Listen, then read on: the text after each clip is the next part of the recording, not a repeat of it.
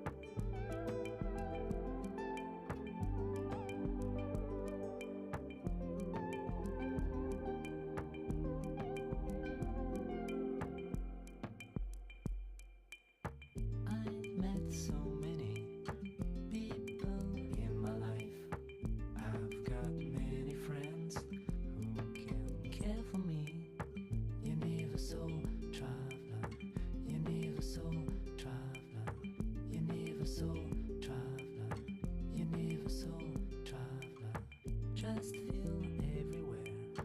At home tomorrow is a brand new day. Let's go somewhere else.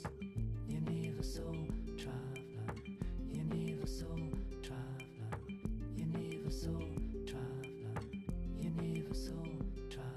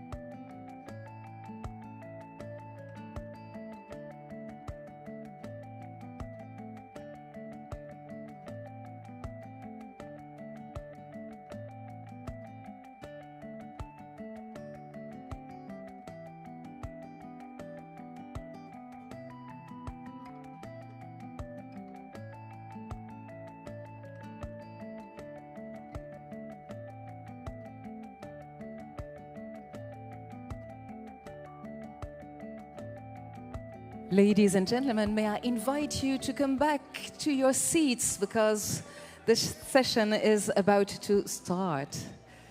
We're already a bit ahead of the schedule, so let's try not to make it too late.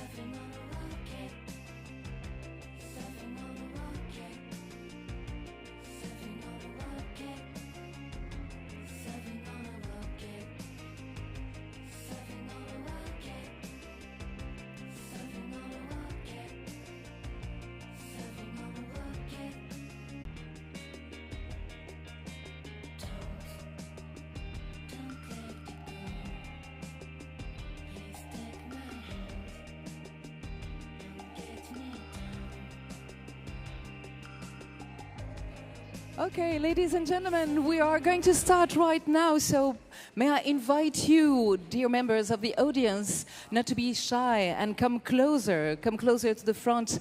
It will feel cozier for our panelists and for our moderators. So don't hesitate coming closer. It's not dangerous at all. But I think we are now ready to start. So take a seat.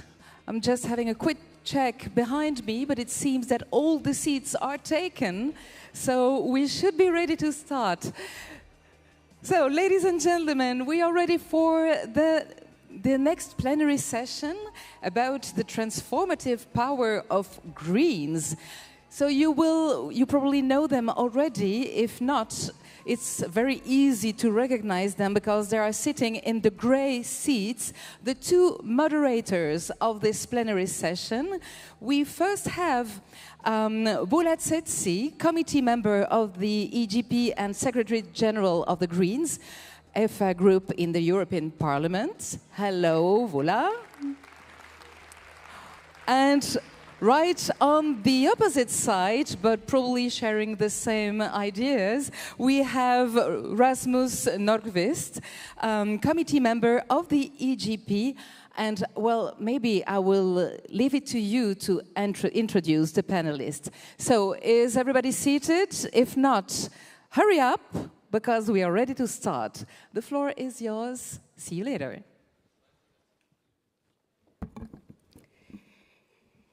Dear friends, it is a joy to have you all gathering here today for this panel on the transformative power of the Greens.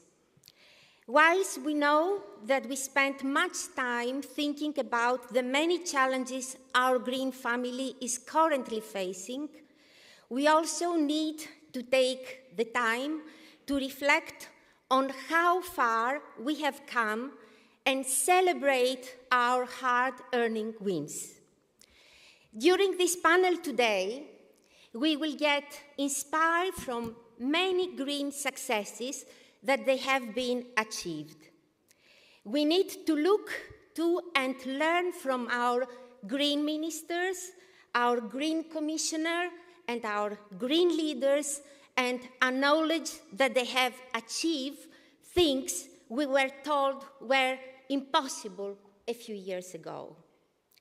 Let us congratulate Leonor, Emon, Virginius, Agnes, and Emily, who are here with us today, as well as so many others that, just like them around Europe, on their efforts and results.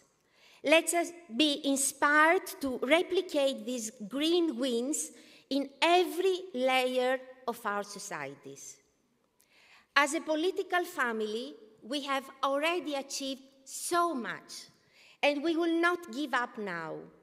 We need our long list of successes in governments across Europe, with local and regional responsibilities, and in the European Parliament to empower us for the upcoming elections.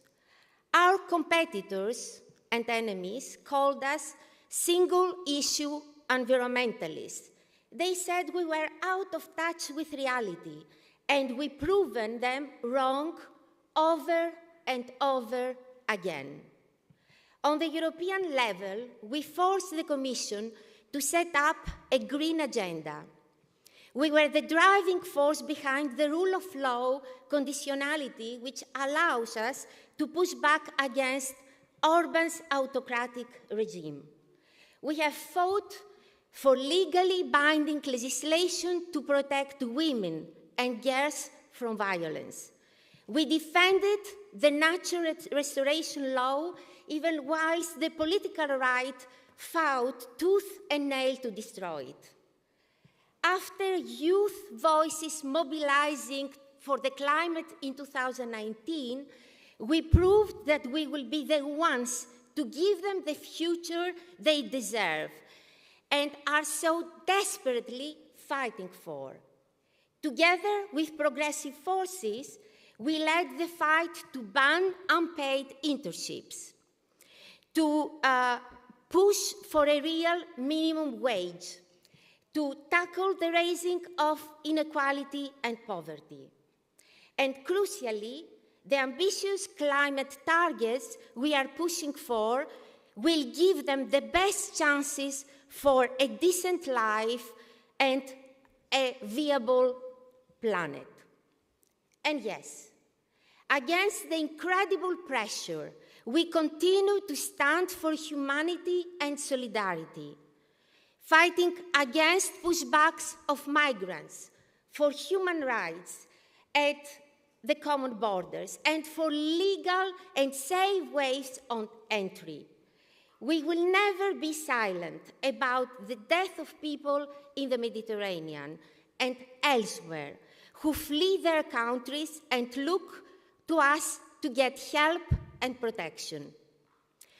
And all of this in an international dramatic context with the dramatic wars in Ukraine and in Gaza. Our green family through these years have grown, and we have been seen progressive force in the governments of several European countries. How could we not be proud of that? Of course, we will have never reached this point without the incredible individuals that make us these movements, including you here today. And it is because it's your passion, your dedication, and your commitment to building a fairer, greener society that will allow us to overcome the worried surge of hatred we are seeing spread across Europe. Let's face it.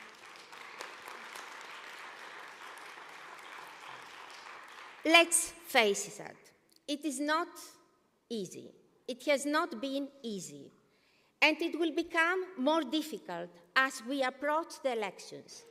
Our successes have been met with big resistance from powerful lobbies at every corner. The forces of the extreme right puts in danger the values we hold dear, values of inclusivity, sustainability, and social justice. The very essence of the Green Deal is being questioned, and as we speak, we are witnessing the struggle of those suffering from the high cost of living. The current farmer protest is mainly a crisis of income. With our policies, we are not against them. We are with them. We have achieved so much already, and we must let this progress drive us to fight harder. In the face of adversity, we will continue to listen to the voices of Europeans. Wherever you are young, wherever you are old, wherever you are rich or poor, wherever you are coming from Germany, from Ireland, from Italy, from Greece, from Latvia, we will find innovative solutions to the problems of our societies. Our goal has always been a green and just transition that can provide a decent life to all. Let's remember that we are not just a political movement. We are a force of transformation. Thank you, and without further delay, I will pass the floor to Rasmus for the follow-up. Thank you.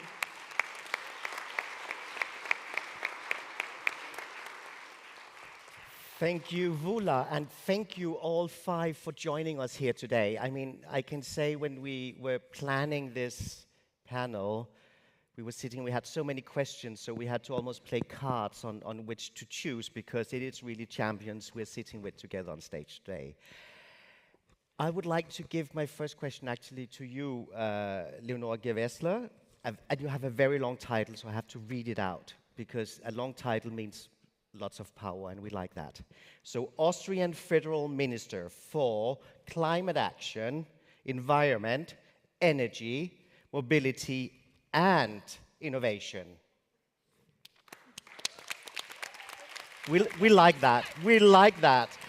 No, and I mean, you last year you were named by Politico among the top European visionaries, and you have really achieved fantastic things in the government. Also, when it sometimes is can be a difficult coalition, difficult collaborations.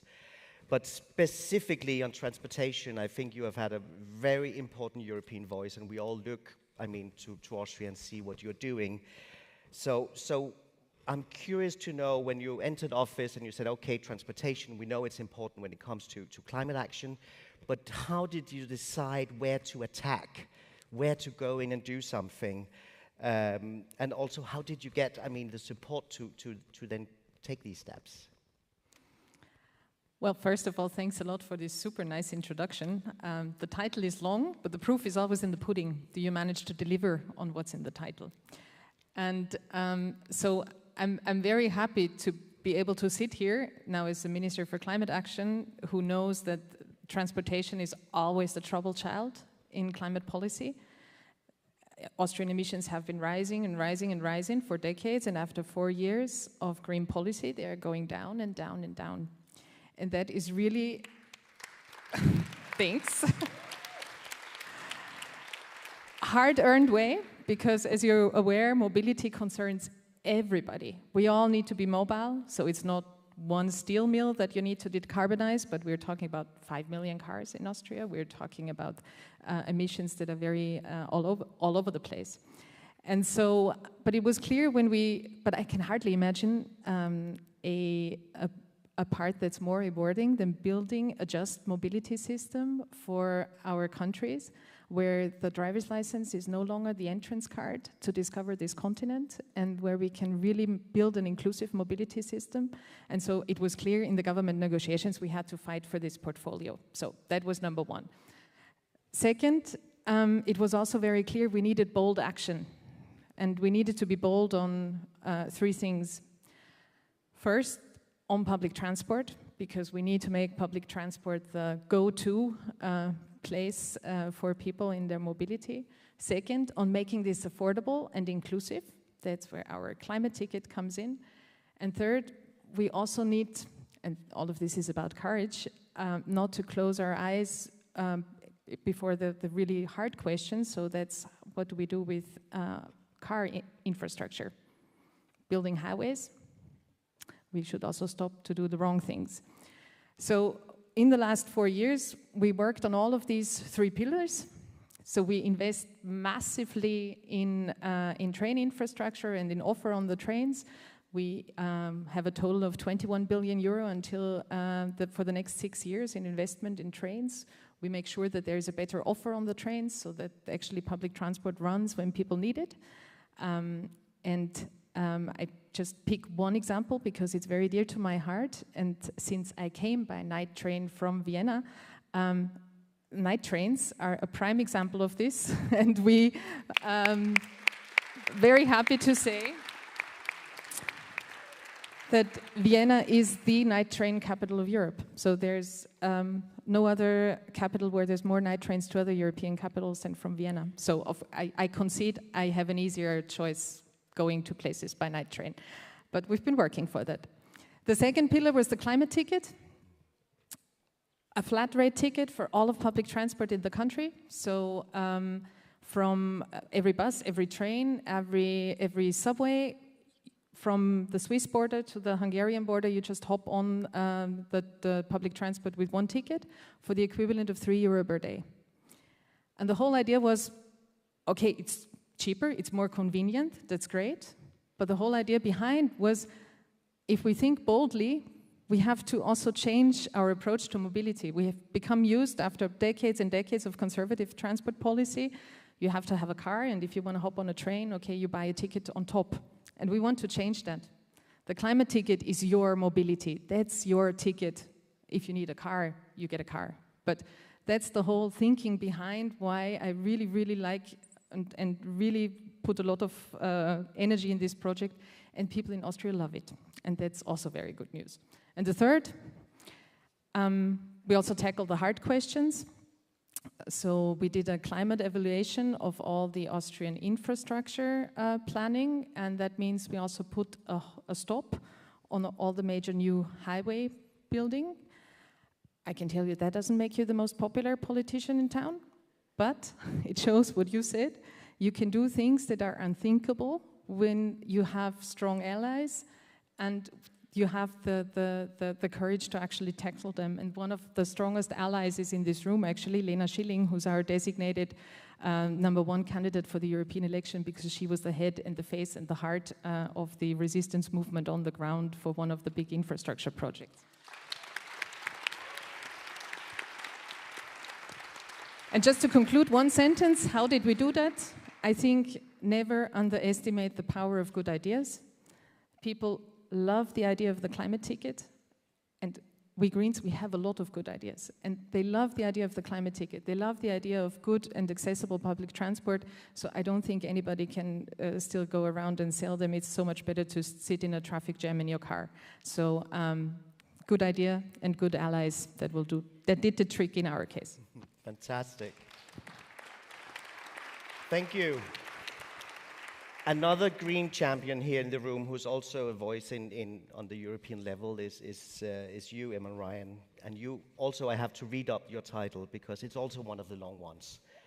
Minister for the Environment, Climate, Communication and Transport in Ireland, of course. You're also the party leader of the Irish Greens. Many of us following international climate policy also saw you as a negotiator for EU on COP27, COP28. Thank you for this. I mean, I feel more relaxed when I see a green person in the room negotiating as well. So thank you for that. One thing you have worked on in Ireland, which has been very inspiring as well, is also setting aside a lot of money. I think it's 360 million euros annually to cycling and walking infrastructure. Because yes, we love trains, they're fantastic, but there's also other ways of transport. So first of all, could you say a bit, how did you manage to get that? I mean, it's a huge sum when you have been negotiating budgets to sit and talk about cycling for 360 million. It's something. Well, we negotiated it. We stole the idea from the OECD, 10% of all transport capital funding to go into cycling. And because it was from the OECD, it was easier enough to negotiate. We negotiated Philippe Lambert's here, and I think, Philippe, you said when you saw our programme for government, it was one of the greenest programme of governments he's ever seen, and I think it is. And we are delivering. I was sitting here, and I was on the back of a napkin. I said, put down 10 things we've done, just on the climate side. I can come back on other sides. And we are delivering at scale. It is working in government, in my mind. Now listen, doesn't necessarily make you popular. What did Woodrow Wilson say? If you want to make enemies, change things. We've lots of enemies. Now, what we hear now is, get the Greens out, they're doing too much. We have to stop this influence that they're having in government. Can I cite 10 things? The first would be the highest per capita spending on cycling in the world because of that money. In rural, and this is really particular at the moment, a few examples of rural. Organic farming has doubled in the last 4 years. Pippa Hackett in forestry, we have a whole new forestry programme, including really clever 1 hectare in each farm, every farm, really good premium. So you don't stop farming, you just do 2 hectares if you do it beside the river so you can clean the water as well. In the last 2 years, we've introduced a new rural public transport service every week, enhanced or new. The numbers on rural buses last year went up 118%. The numbers on public transport last year, because we copied what Leonora was doing, we reduced for the public transport fares for those under 26 by 50%. The numbers in public transport last year went up 25%. The numbers retrofitting is 50,000 a year, way ahead of target. That in France would be the equivalent of 750,000 a year. It's really working. The solar power, Ireland is not great for solar power. Last year it increased, this is hard to believe, but it's true, 30-fold. we were not doing much before.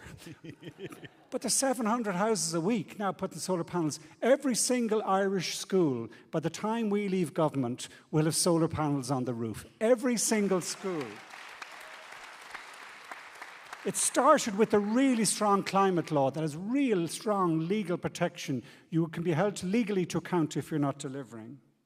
Yesterday, you could literally do it day by day. Yesterday, we introduced a new deposit and refund scheme on St. Bridget's Day, so we recycle better. Fertiliser use in Irish farmers in the last year dropped 27%. 27% in 1 year. Now, that was partly because it was really high, but also because we're starting to pay for the alternative. Thank you, Virginius, for your work in that regard as well. Now, this is not hugely popular at home. This doesn't necessarily get you top of the pops, but it is real.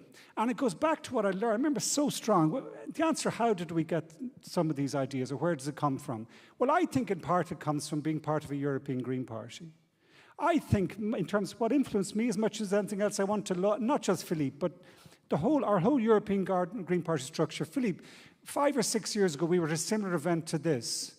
And I think your thinking was, or what the message was, make everyday practical improvements to people's quality of life.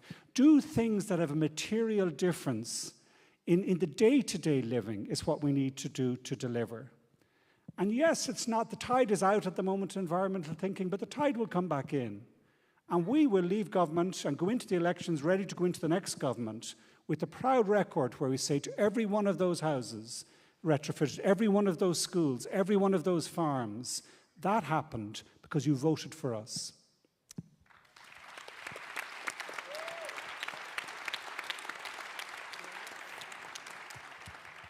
Turning to you, Sienkiewicz, Commissioner for Environment, Oceans and Fishery. I mean, with those two people next to you in the room when you talk to the Council, I mean, that must be a joy. But we also know that every commission comes to an end, and this current commission ends in not many months. So I would actually, because we know what you've done with the Green Deal, we know what huge effort you put into this.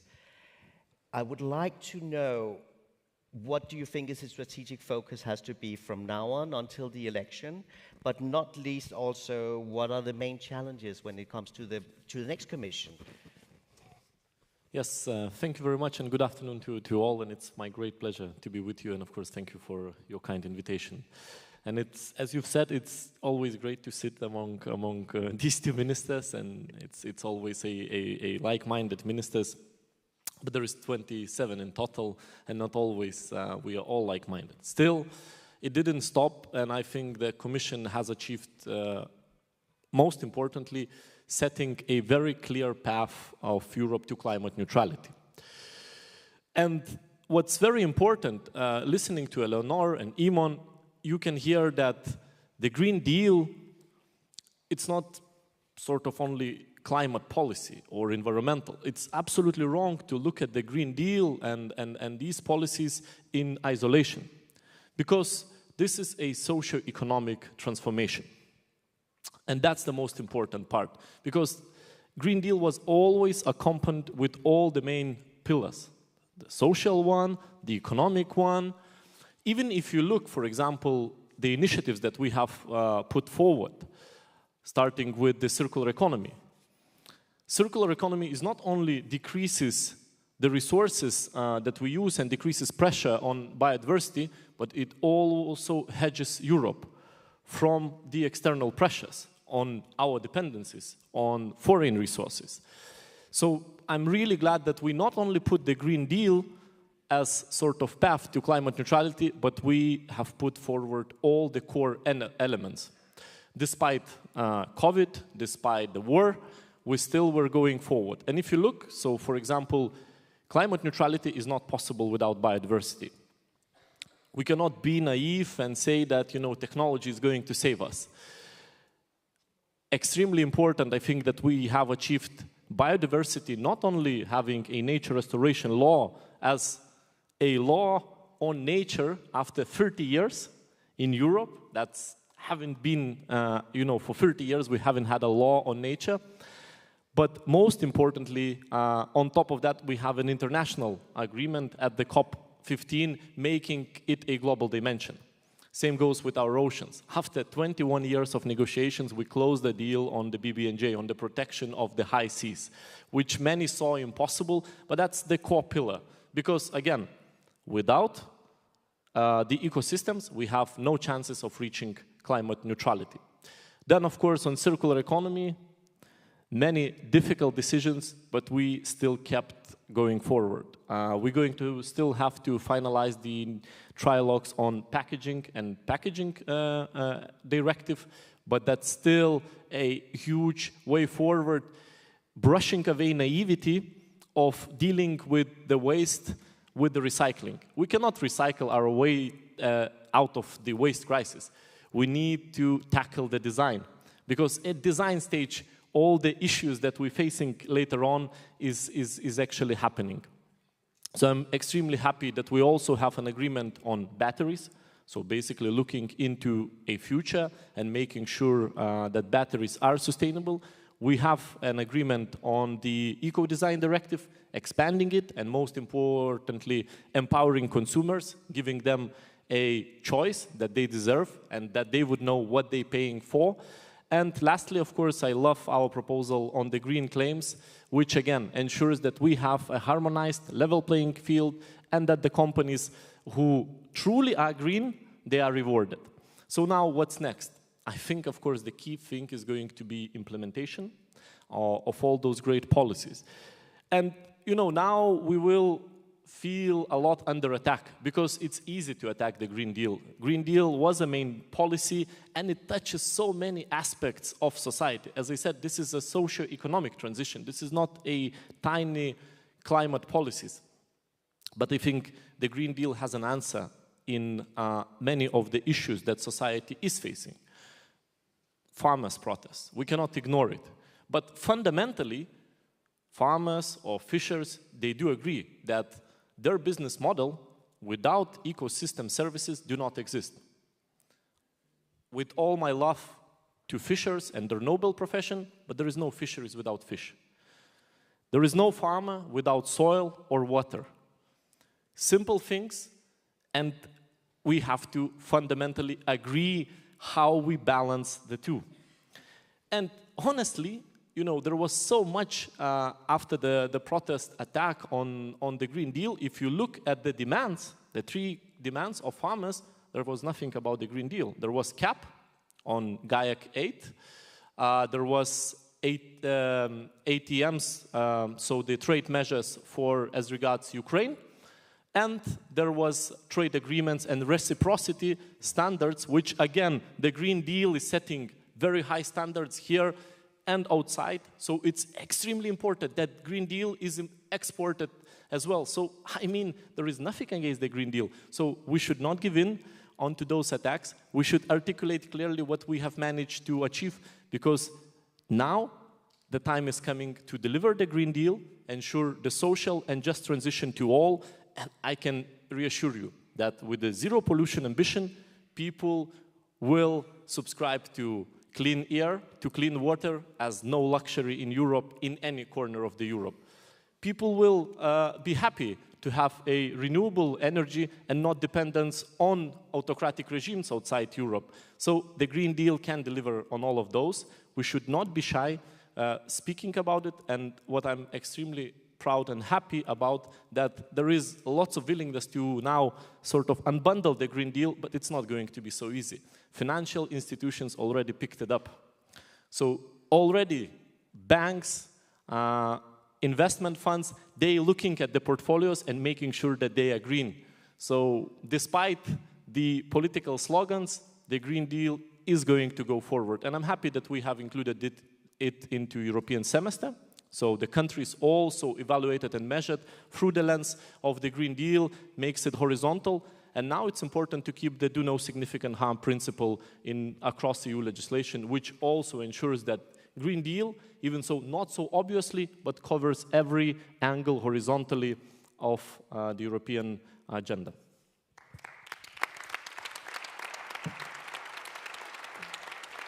And when we have this conversation on transition, I mean, I have to turn to Germany as well. And Emily Böning, you are Secretary General of the German Greens. And you are in a government now, and you have I would say, close to very difficult task ahead of you. You have to make this shift from fossil dependency to renewable energy. And it's a huge transformation, especially also of the German industry. So can you tell me just a bit about, some of the concrete achievements you already made and where you see the challenge now? Yes, I'm very happy to. We took over government after 16 years of conservatives ruling Germany, and it was really, there was a lot of things which needed reforms, and at the same time, we're not in the easiest government, you all know. But we've actually achieved quite a bit, especially in the question of transformation. When you look at the numbers, you see that in 2023, we managed to raise renewables in electric power to 55% of energy in electric power which comes from renewables now in Germany, which is an amazing number and which shows we're right on track to getting to climate neutrality. We've managed to basically double the electric power from solar.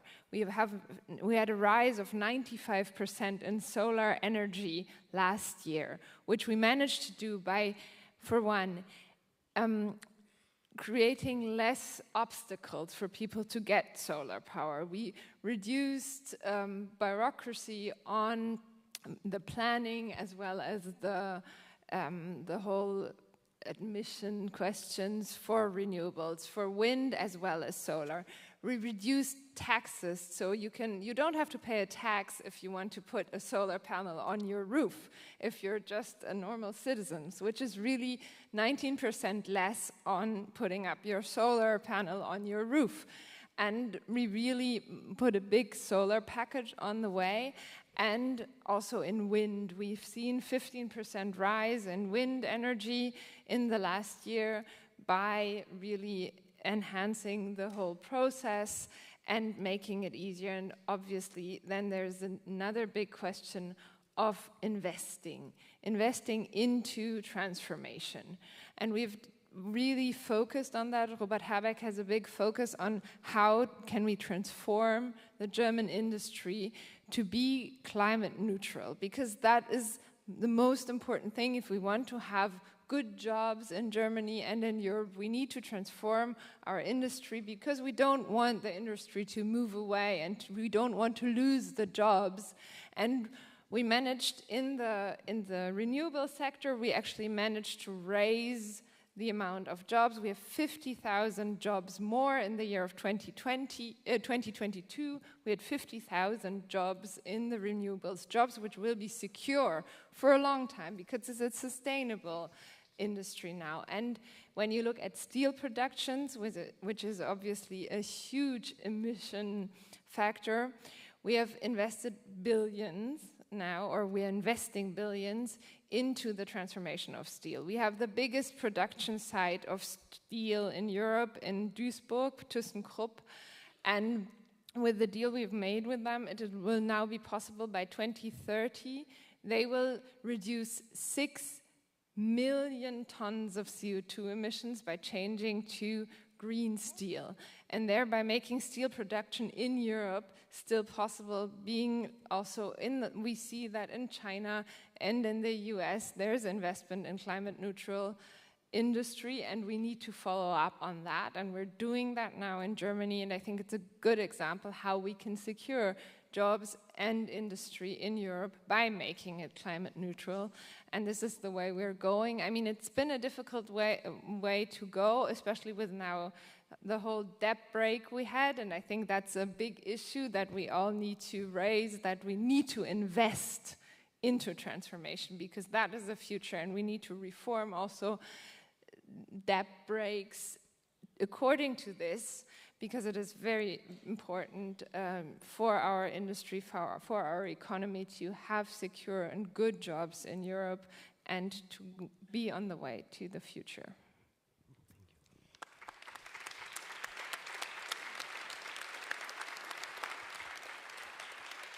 Thank you very much. And now it's time to introduce our Minister of Culture from Latvia, Agnese Logina. Agnese, I met her 5 years ago. She just reminded me when I have been in a mission of the European Green Party to go to Latvia to convince them to join the Greens and not the Social Democrats. So, as you can see, she is here. She is with us, and not only that, they are 6 months in the government. They already managed to deliver on the ratification of the Istanbul Convention, the introduction of same-sex civil partnership, and also measures to tame the cost of living and banks' profits. So in 6 months, you took so many important steps on social issues. And from what also we heard from the first part of the discussion, it is so important to show that when we are talking about ecology and transition, we are also talking about decent lives and social justice. And so I would like to ask you what has been your strategy and also your priorities these important 6 months that you are in the government. Yes, thank you. And I have to say that 5 years ago you did a very good job because we're here. And it is a real pleasure to be here. It is really a great pleasure to be here, not only here among very powerful, very great politicians, but also to be here among the Greens. And my first time here, actually, and so it's great. And indeed, we are a rather new force in the parliament and in the government now. We started working. We took office on the 15th of September, so it's not even 6 months yet. It's 5.5, 4.5. Sorry, I can't count anymore. Sorry. But anyway, so since September the 15th, and what we do is that we, as the progressives, we bring new energy. We are a new force. We bring new energy, and we use this beginning to really get things moving, because we also realize that if we miss this first window of this chance of do something differently, we're not going to probably have another time during our office to finally really get things moving. No, we have to start now, and that was also the common strategy also when we were forming this government now. Over the last summer, there was this very strong feeling from, like we insisted very strongly, and also our partners agreed with us that we have to do this quickly. We have to simply get this done, because Latvia is fractured society, and it has been like this by design. Politicians have very much benefited from Latvia being a fractured society, and you don't get a lot of chances to fix these fractures. You need to use those windows that you have, and we had one now the last autumn, early winter, to start working very seriously on fixing things that were really deeply fractured. And we've had very populistic conservative politicians who've been thriving on these issues of violence against women and same-sex partnership regulation. And this has been the topic of, I don't even know, like last 3 election cycles or something, or maybe even more. So this is really, this was pretty much the only time when, like, this was really a very great opportunity to fix this, to use our new energy, to use our new force and get this done. And we are now using this energy to get even more things moving. And I have to say that in my field, in Ministry of Culture, it feels that a lot of decisions were simply not made over the last 11 years, because the ministry I took over the last 11 years, it was under the National Alliance, which is a right-wing party. And in Latvia, Ministry of Culture is responsible not only for culture, but also for media and social cohesion, also called integration. And there were a lot of policies passed and done in cultural field, but not so much in integration policies and media.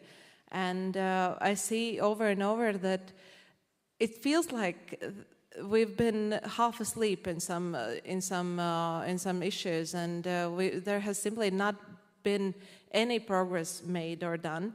And another thing that we did that is maybe not as obviously understandable, but another success that we had is that after 15 years of fruitless discussions, 2 weeks ago we finally passed a law that consolidates Latvian national radio and television broadcasting entities. Again, 15 years of fruitless discussion with no real purpose of it was just meant to not get anything done, because we have a lot of politicians that are very invested in process, not the results. And this is another thing that I'm very, very proud of, because this will help us to create a unified, more potent, resilient, and efficient public media, which is incredibly important now. And we live in a time when independent media is becoming more and more important, and we live in this information age, and we need to fight that, and we can't fight it alone. We need to do that together. And I think another success that we've had really in social field and when taking over these ministries, and especially in Ministry of Culture, is that we also changed the way we talk about things and the way we talk about politics. And I've heard that over and over from people who work at the Ministry of Culture, that they finally feel heard and they finally feel seen. And in a lot of places we see that politicians, it's not a two-way conversation. It's more often just preaching from above. And I personally am very much trying to change that. And I go and meet with people, and I meet with people who might not be the first choice for a lot of people. And I meet a lot with NGOs, with people who've always been somewhere in the background. And I think this might be, in the long term, one of the most important changes that we do, to start really talking to people, and actually not maybe talking, but more listening to them. Thank you. Thank you, Anese, because indeed with your points, clearly you indicate that the social dimension has also societal dimension, so it's the whole society which you try really to transform. But coming back now to Leonor, obviously we know that a just transition needs to be a good transition, and a transition that is acceptable. The most difficult part is not the ideas, but the implementation. So how did you manage, and how you manage currently? The climate question inherently is a social question, and we need to also treat these two questions together and in synergy, and at all levels, because it's also clear we will need strong social policy, we will need strong labor policy, we need strong transformative action in many other fields to really achieve a just transition. So a big shout out from this to my colleague, my Green colleague, who's our social minister, Johannes Rauch, who managed to deliver on social security the things that the Social Democrats have only been talking about. So that is really something where I'm extremely happy, making sure our health system is acceptable by insurance card and not accessible by insurance card and not by credit card. So we need a lot of people to help us along this way, but we also need to make sure that the climate policies we design are inclusive, and that we enable people to participate in this transition in really the core also of climate action. We've been talking a lot also at the European level about leaving no one behind, but we need to show in our policy that we actually mean and deliver it, and the Greens all over Europe do. And I give you 3 very quick examples, looking at the time, quick examples of what we did in Austria. The first is we introduced a carbon pricing. So that by itself is not very surprising. We're a bit late to the, there's many other countries who've already done it. We did it. It took the Greens to do it, by the way. After 30 years of talking about it, we did it. But we always said it's not simply about raising taxes. It is a way of steering choices, and that's why we give back all the money we take in through the tax, through a per capita climate bonus that everybody in our country gets, no matter how old they are, no matter if they're employed, a student, or in pension, no matter whether they're in the country or the city. Everybody gets a per capita climate bonus. So we give back the money.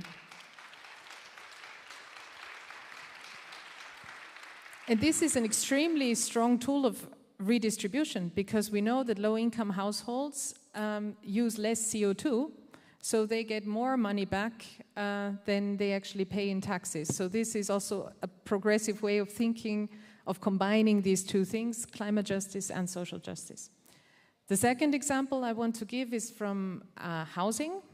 I'm always looking to Eamon with the great numbers on retrofitting, but we have to also face the fact that's quite an expensive business that needs investment. So we fund a lot of, and we subsidize the investment, but we still have to look at the fact that there's people, even though we currently subsidize 75% of exchanging your heating system, there's people who will still not be able to participate. So that's why we introduced our Clean Heating for All program, which means that the lower 30% of the income bracket in Austria actually get 100% of the heating exchange paid.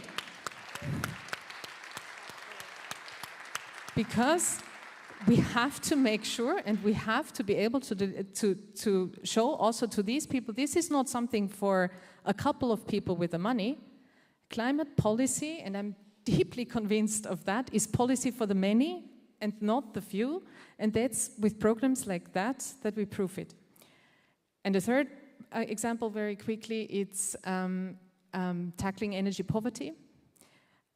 It's a program that we've put up last year where we enable poor households that then in consequence have trouble paying their bills, also on the energy side, to get a consultation to help them see what can they change at low cost or no cost. But often these are the households that have the oldest appliances, the refrigerator from the 70s and the washing machine not much younger. And so we also help just give them new appliances, up to 2, and we exchange them and they get a new washing machine, energy efficient to the best of our European standards, because also there it will be impossible for them otherwise to contribute. And these are just 3 examples where we try to show it's the Greens that are not only talking about leaving no one behind, but actually delivering on it. Thank you. Thank you very much. Virginius, when you became commissioner, and we saw that in your portfolio you have also fisheries, I mean, we thought good luck, because indeed, if there are 2 committees in the European Parliament, among different others, that there is a concentration of lobbies. One is agri, the other is fisheries, where you don't really need to do too much to find out all the lobbies you have there. So my question to you is, how did you manage somehow to create a strategy with the fishermen people, and how you managed to convince them that probably they should think in a different way, and that in a long term they will gain with the green transition? Yes, thank you very much for that question. First of all, you know, I've never been afraid to go to different parts of Europe and just face fishers, talk about their issues, and try to answer their questions. And as I said, fundamentally, there is an agreement on them understanding that their business model, their future, because a lot of them, they feel very proud. Farmer feels very proud about the land that he owns and that he works very hard every day. Fisher is very proud when he goes out in the ocean. He feels this some sort of freedom.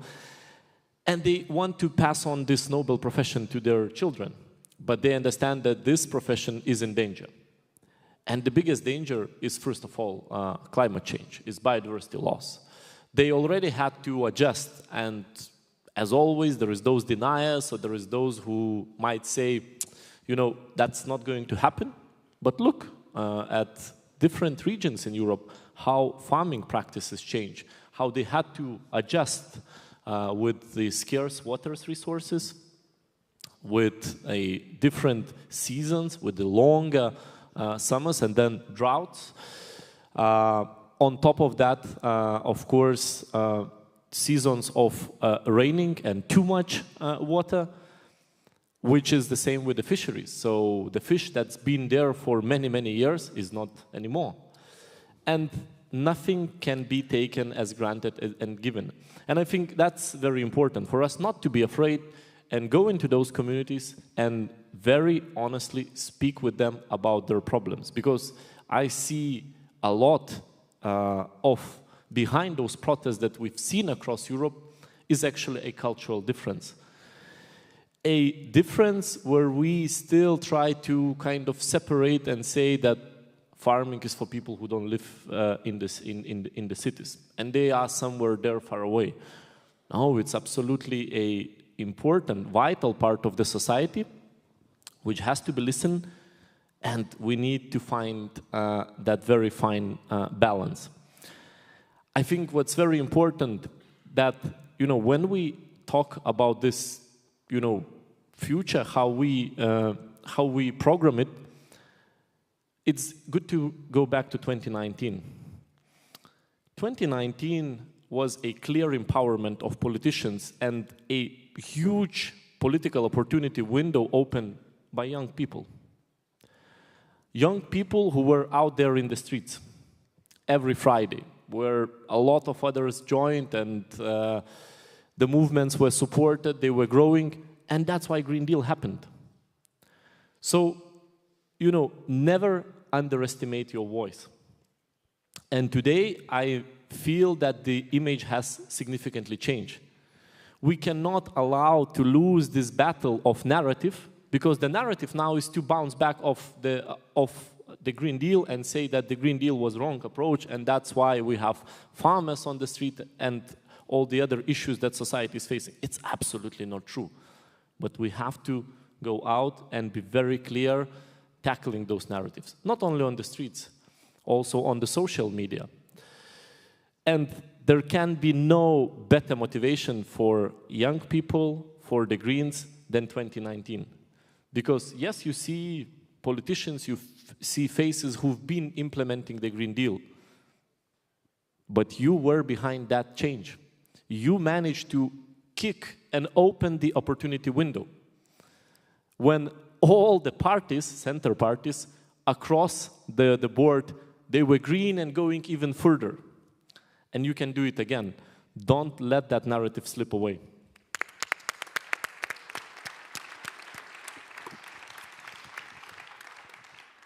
Emon, it was in a previous panel that I met the Minister for the Housing from Ireland, and you mentioned it already. I was really impressed on how many things he managed to do.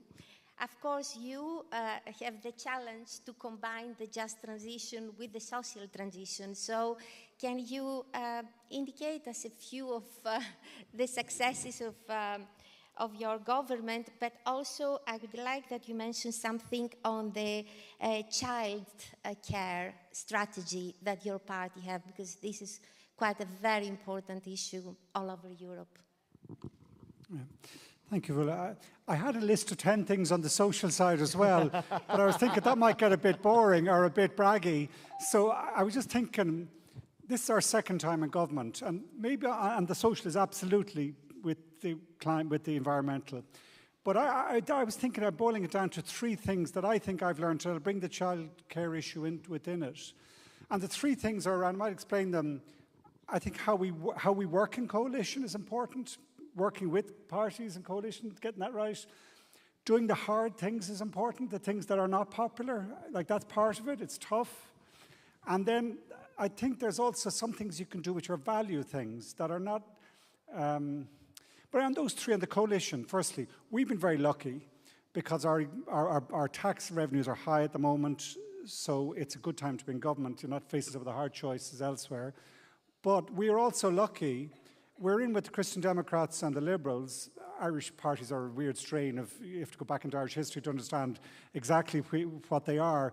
But we've agreed, I mean, I think it's really important that we are at the centre of economic thinking. We're not, you know, at running a good economy is important. The economy is looking after the home.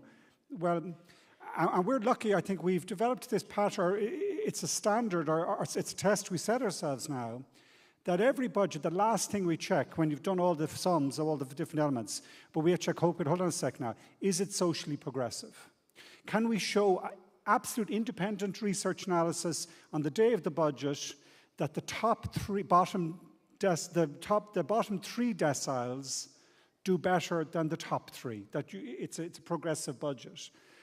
And that as an economic test that you agree with your coalition partners is a really important, and how you get that agreement, I think, is the real challenge. And we were saying earlier on, it's listening, it's talking. When you don't get the agreement, now this is not easy, as we all know, but I think that kind of working in coalition, and it's also working where you don't have ministries, so we don't have housing, but we work with the housing minister very closely. We stole the Vienna model and we've stitched into Irish housing now. And you do it because you have a relationship, because they trust you. You don't go out to the media every day leaking what you're talking about. You keep your cards close to the chest, and that way you can play them much better in my mind. And you can, if you get the reputation of that, then it's much easier to influence other departments that maybe you don't have. But it's also important, and this, you have to know this in government, you find it out very quickly, it's hard things. Like sometimes it's real, like for example, we also have a carbon tax that goes up every year. It's not popular to raise tax, but it's the right thing to do. If you don't do that, how can you present a balanced budget? How can you deliver the social progressivity? Now, our carbon tax is really socially progressive. It pays for half of those houses that are retrofitted are social and 100% grant funded for the poorest. So we use the carbon tax for social gain, and that helps us make the budget progressive. But it takes guts to go through with the tax because it's not popular, but it's the right thing to do. And being consistent and resolute and resilient in that's important. I'll give another example. We have responsibility for integration, for managing the migrant international protection and the Ukrainian people coming from Ukraine. Like our team there, Roderick and his team, have an incredibly difficult job. I mean, we are out of accommodation now. We've provided for 100,000 people, and we're running into a lot of public opposition in terms, because it's all been emergency hotels and so on. Like, it's really tough. But I think the test of your mettle in social progressivity isn't just in sometimes the nice things. It's doing the hard things well and to the best of your ability and with a values that is respectful and true to your culture, to your ethos. So sometimes, and the hard things are terrifying because, like, what do we do next week? Where are we going to get beds next week? And you've no choice. You've got to get up the next morning and you've got to go out and find the accommodation. And I think doing that sometimes is really important, the hard things. Last thing I'd say is value things. You mentioned childcare. Rod, and this is the nice side of this, we halved the cost of childcare, which is not a small thing. But it's not just that. We have a referendum next month where we're trying to put a value into the Constitution. It was already there, but it was sexist language, so we're taking the sexist language out. But it's to maintain what I think is a fundamental green value, that you value non-paid work. It's the family care, not in the paid childcare, hugely important. But what about the parent at home? What about someone who's looking after a child with disability? What about someone who's looking after an old person, which doesn't count in any economic metric, doesn't count, and often in politics doesn't count because it's not in the budget. But and this is risky because we could lose the referendum. And again, we're leading that out. And I think that's really, if I think what's important for us this time, that referendum is going to be key. And I'll mention two last ones, just sometimes you can do small things that are, Roderick also changed the rules on adoption rights, the rights to know where you're. And that, for that community of people, it was hugely significant. Didn't cost anything, wasn't much disagreed, but because it's difficult to do, it's legally difficult. And the last one I mentioned, Catherine, it's one of the proudest ones I have, because I think part of like what you have to counter, I think what we have to own is, all of us Greens in government, we've managed through COVID. That was tough, but we did. We managed the cost of living crisis. Tough, but we did. God, Leonora, you in Austria really particularly. But we've got through that. We should own that. That's not other parties, that's us. And I'd mention in that regard, Catherine Martin, right through our difficult COVID period, she really stood up for the arts and kept money going to the arts, but also introduced a basic income scheme, 3,000 artists who applied, who get this basic income now. And we compare with the group who didn't, but also applied, so you have a test. What's the experience, what's the difference? We are the party for the arts, I think, is as important as all the other things that tend to get attention. And that is hard to value, hard to put a cost or price on, but it's the value things matter in my mind in this just transition.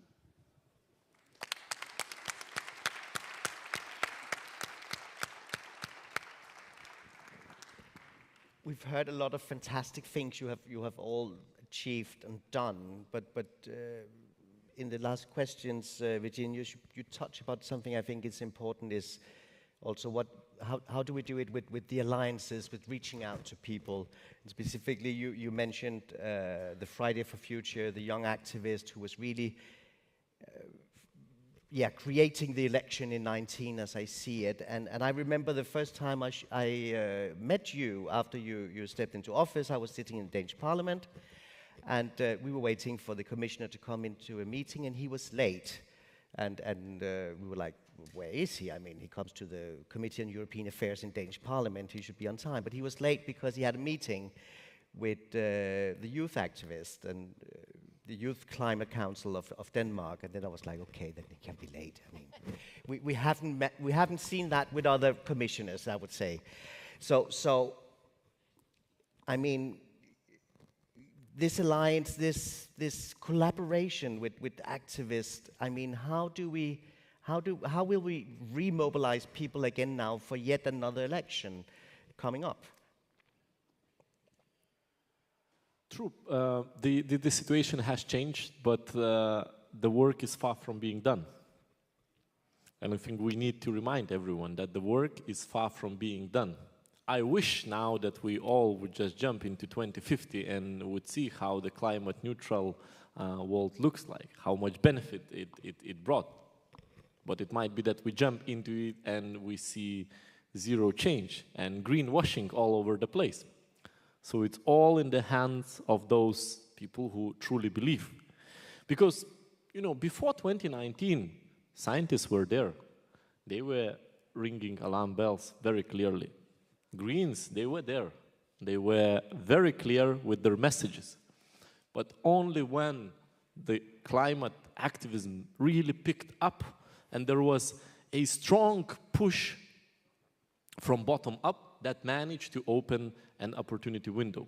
A window, as I've said, now is basically, you know, way more shut than it was in 2019, and it needs to be open because that's the only way for implementation. That's the only way that not only in Ireland and Austria we have great climate neutral ideas being landed, but across Europe.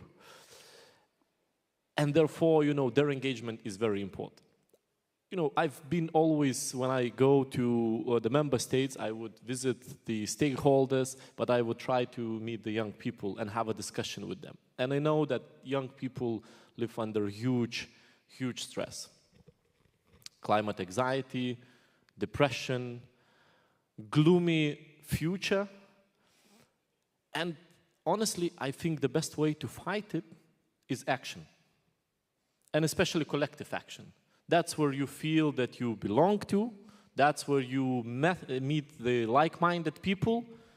And most importantly, you deliver change. There can be many formats. We can talk about events, forums, empowerment of the young people. But I honestly believe that action on the ground is the best one. and especially now with the European elections.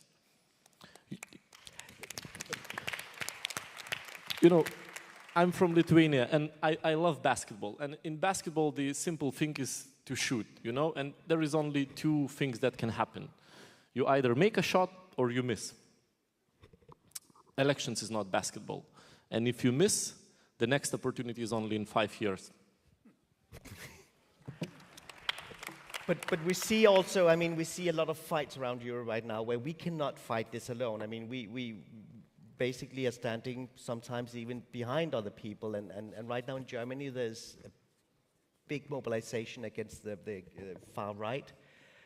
We've seen massive demonstrations and all over Germany, big cities, small towns. It's really, really, really amazing.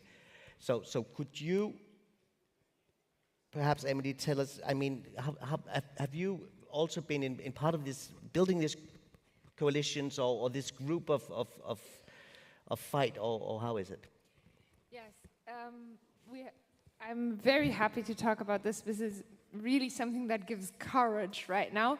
But before I talk about the demonstrations against the far right, I want to give one example from today, talking about collective work together, because today we have a strike of public transport workers in Germany, and they built an alliance with Fridays for Future and also our Green Youth. So today in the morning, we had strikes of public transport workers together with Young Greens in Germany, and it was very inspiring. A lot of our members of parliament also went to the strikes and had talks with them, because it's where the sector which is very important to to fighting climate change, the public transport sector, with people working there who need good jobs, and when they align and when they work together, this is really inspiring. And also in the discussions we saw that, or a lot of our members of parliament who went there, they reported that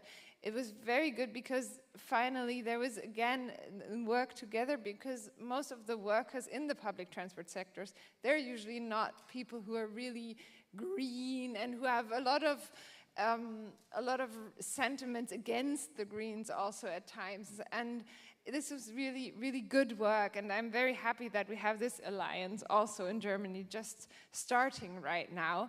And now coming to the far right movement, and it is so inspiring right now. We are seeing millions of people on the streets. Tomorrow there's a great protest again.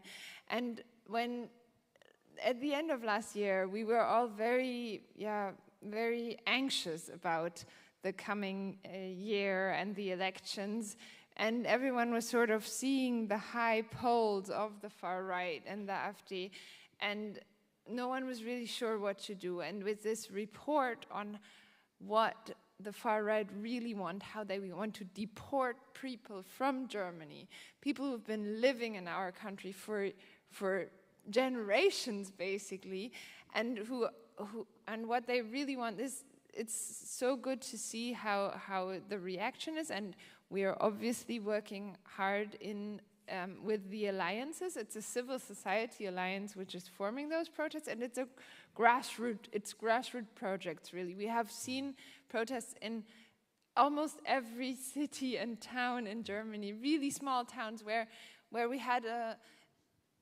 debates on the streets before where there was only the far right heard, and now there are 200 people in a small town standing up together, and it really gives them so much courage to get back into the debates with the far right and say, no, we don't want you here. And actually we've seen the results. Last weekend we had an election for a local councillor where the far right was in front, and it was the second round, so there was the final round, and everyone before was saying there's no way we can beat him. It'll be another far right local councillor.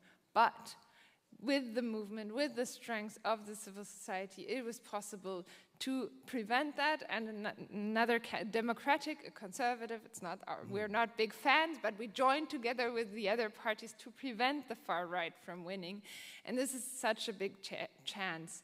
And what we're doing right now is we're working with civil society, obviously, but we're also continuously talking to the conservatives, because actually we need the broad alliance against the far right, and I think that's also a very good point of this demonstration, because we've had a normalization of the far right in Germany also, and now it's very clear there's no possibility that the conservatives, the CDU, that they can form a government or go in cooperation with the far right, because the public voice in Germany is strong against the far right, and this is so inspiring, and I'm very, very hopeful for the next elections.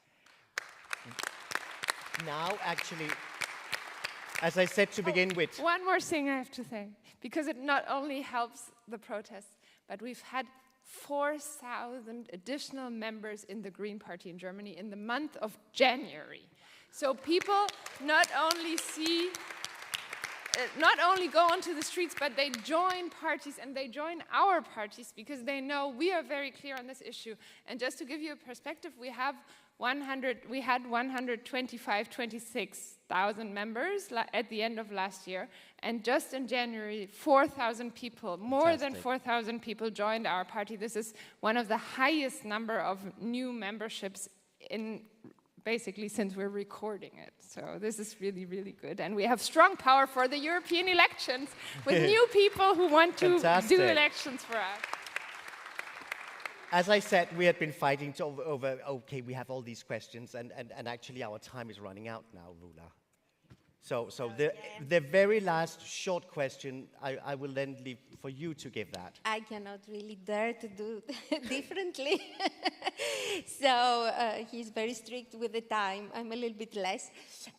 Yes, there is the question of the far right, of course, it has been touched. I mean, we know that, as also Melanie mentioned this morning, we are the party that clearly we will stand against them. We are the party that have never compromised at any level, at any country with these monsters.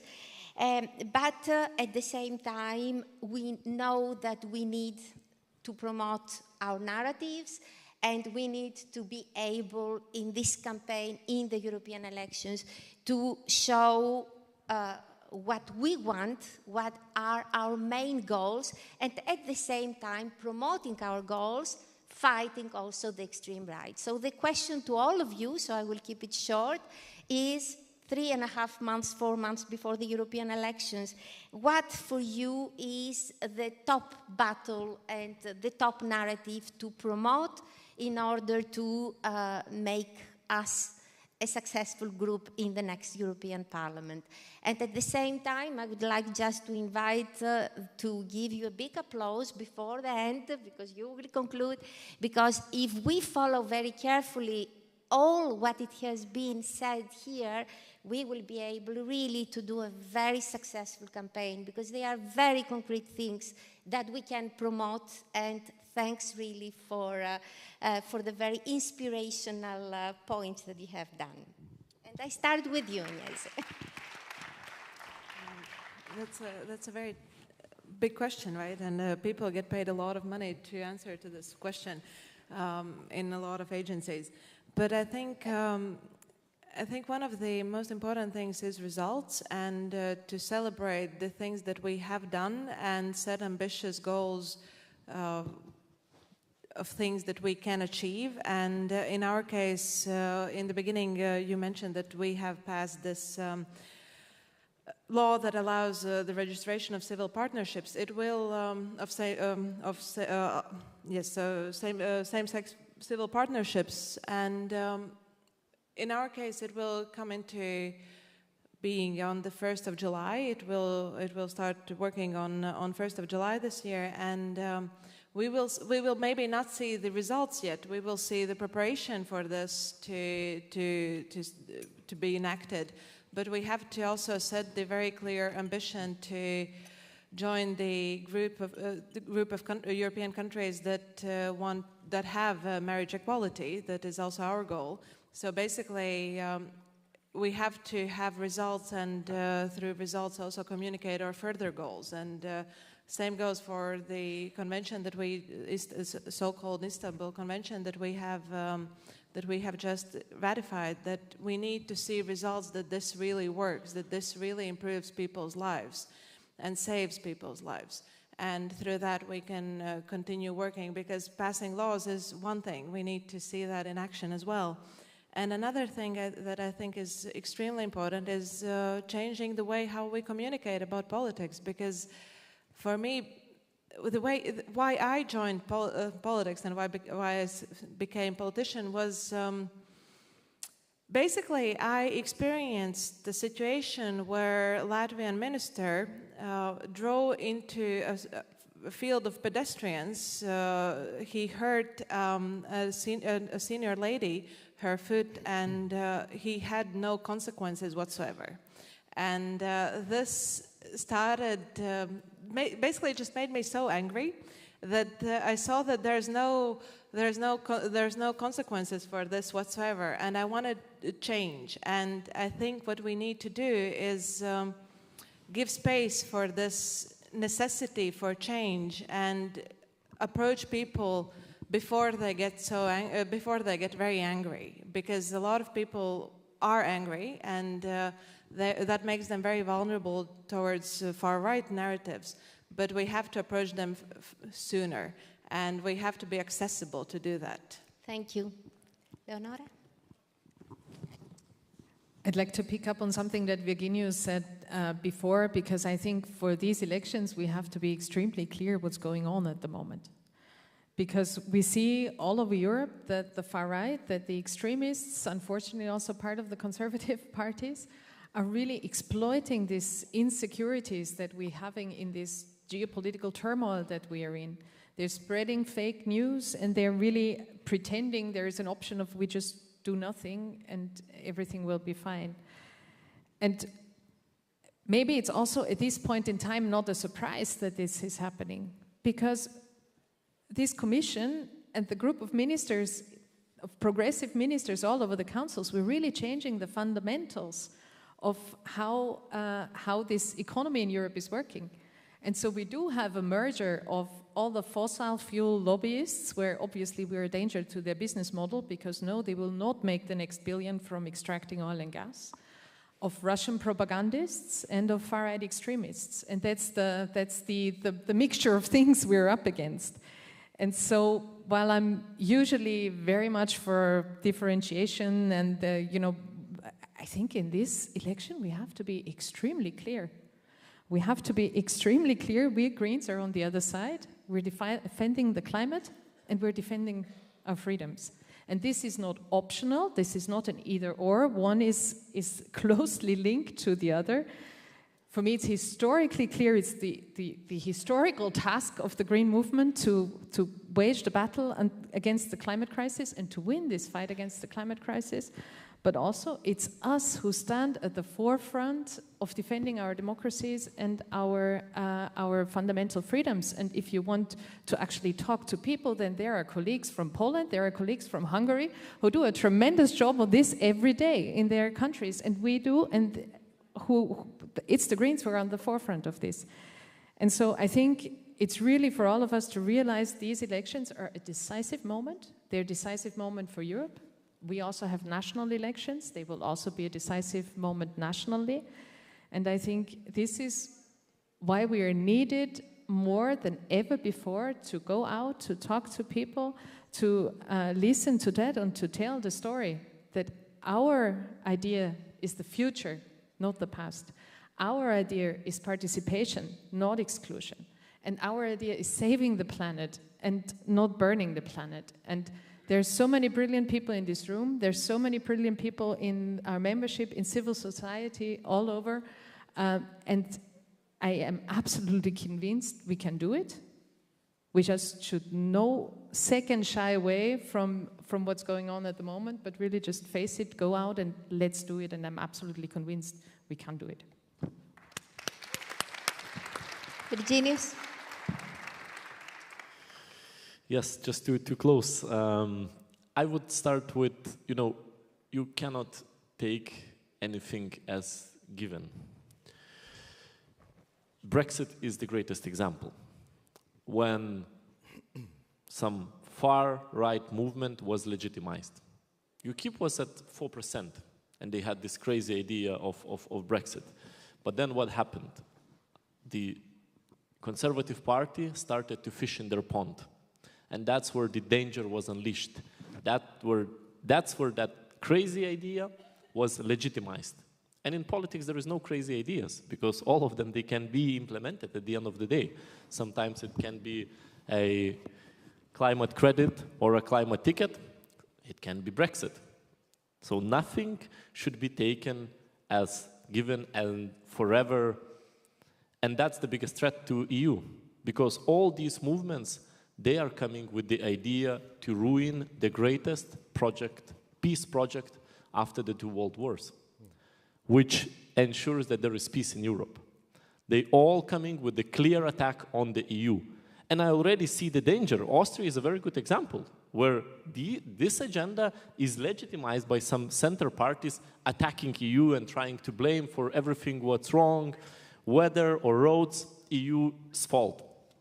We cannot allow that to happen.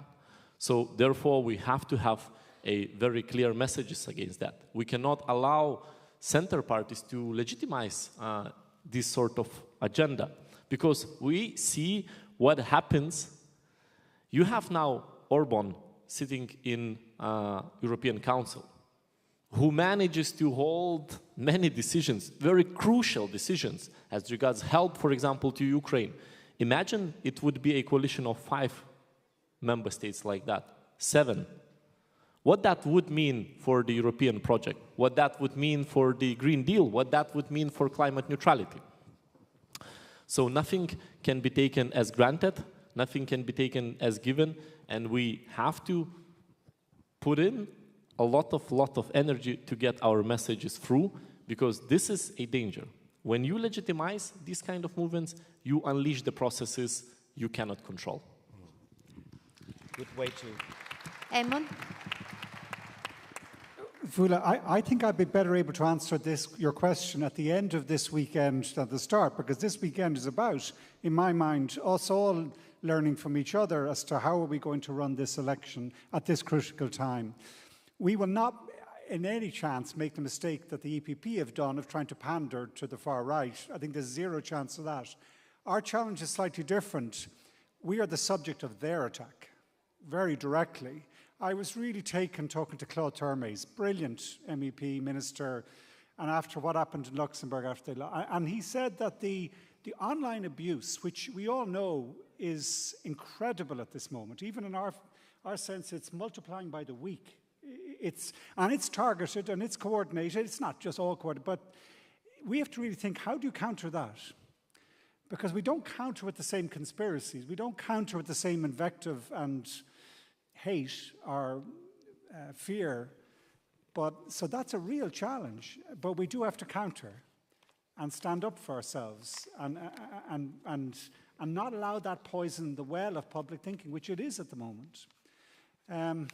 Our thinking, we had a parliamentary party meeting last week before, we obviously have a very strong identity with the environmental message, and we have to continue to that, but we also have to speak about migration and listen, and Gaza and housing and all the other issues. That has to be centre stage. But I come back to what Virginius was saying. I think that shouldn't distract us from our core message, which is still, in my mind, addressing the ecological crisis before us. And really those younger people in particular, it's not just younger people, maybe that sense of giving up hope. Jesus, Trump is going to get elected. It's not possible. It's beyond us. And I think we can't be utopian or kind of Pollyannas, but we do what you said about by action and by showing what collective action can be done. What's that Spanish poem, the Camino poem? Pilgrim, you make the path by taking the first step. But we need to be active. We need to, those 4,000 people, make it 8 and get them out on the doors. Get them, it's the activity in politics. It's not just collective activity in putting up solar panels in a roof. Politics matter. Democratic constitutional politics is the only hope for the future of our civilization. Empowering people to go out and canvass and ask people for the vote. Tip O'Neill, the greatest exponent of all politics, is local. What you need to do, you ask for the vote. Personally, 10 friends, ask them to ask their friends. I think we should, that's part of it. It's our own activism, is the collective action that gives us hope. Thank you. Emily? Yes, thank you so much. A lot has been said, and I can fully confirm. I think it's so important to give hope, to give this activity the possibility of being active for our democracy, to make very clear that it is such an important election for our future, for our presence, and for our democracy. And to take those examples, to take Poland as an example, where the progressives managed to gain back a European state with a pro-European government after the peace government and after all the damage they did, and how we are able to get back on our feet in countries like Poland, but how the possibilities are there, and that we need the courage to go out and to fight for our democracy and to inspire and engage with all the civil society actors who are working on this. And then continuing on the question also of environmental issues, I think we are the ones who are really thinking together the question of climate protection, of social justice, and of prosperity, and that there is a connection, that then only in a strong Europe we can actually be successful in those issues, and that if we stand together we can be great on this. Fantastic. I think that's the way to conclude as well. I mean, I'm sorry we're running over time. We started late, but you still have time for a break. But one thing I want to say as conclusion of this, I mean, if you find it hard in the coming months to go out campaigning and to say, oh yes, courage, we choose courage. I mean, I will fall back on these 5 people and all the things you have achieved, because we need to also make the courage about celebrating successes and leaning on each other. So hopefully you will be there for all of us when we're out there fighting, because we need your voices as well to make this really a successful election coming into. So thank you very much for your time, and thank you for your time. I hope it has been as inspiring for you as it was for me to sit up here.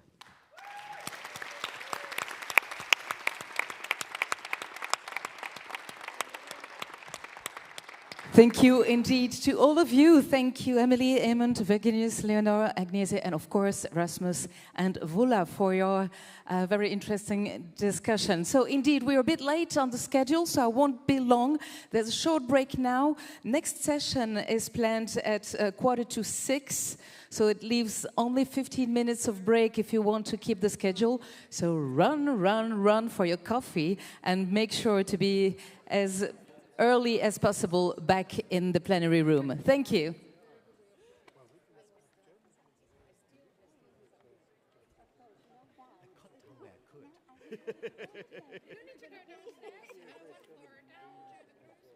I know.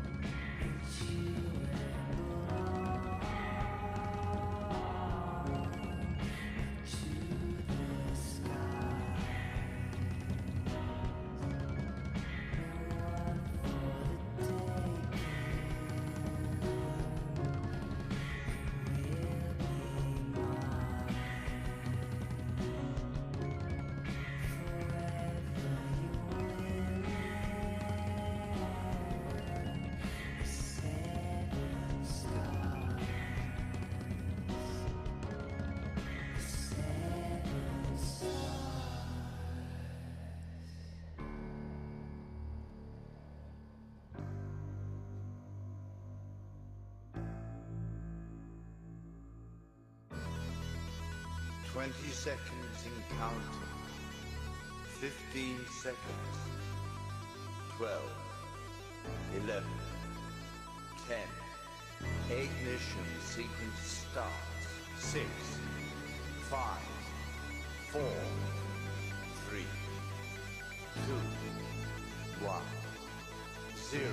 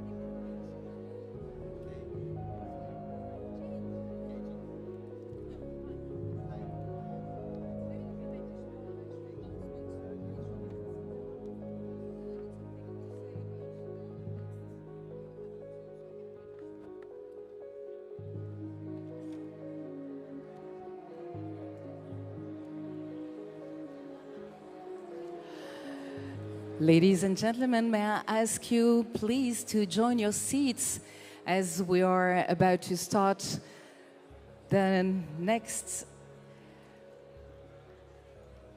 important moment of this plenary session, the interviews of the lead candidate contenders.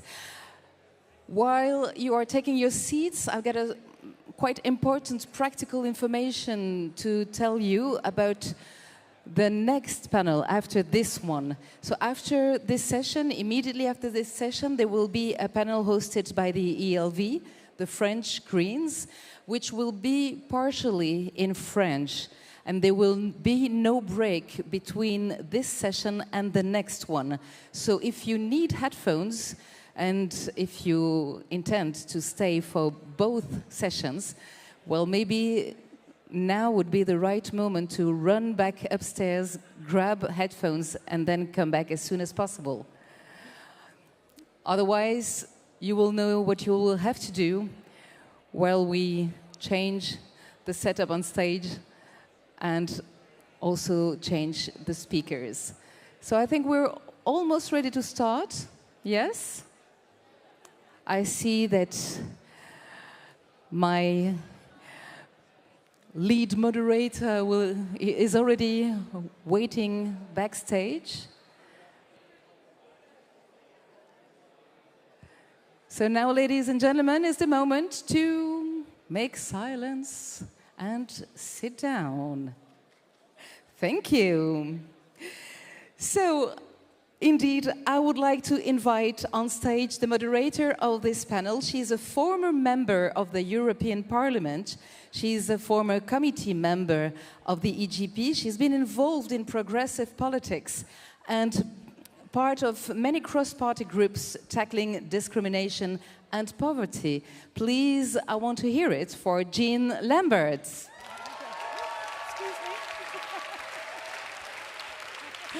Thank you.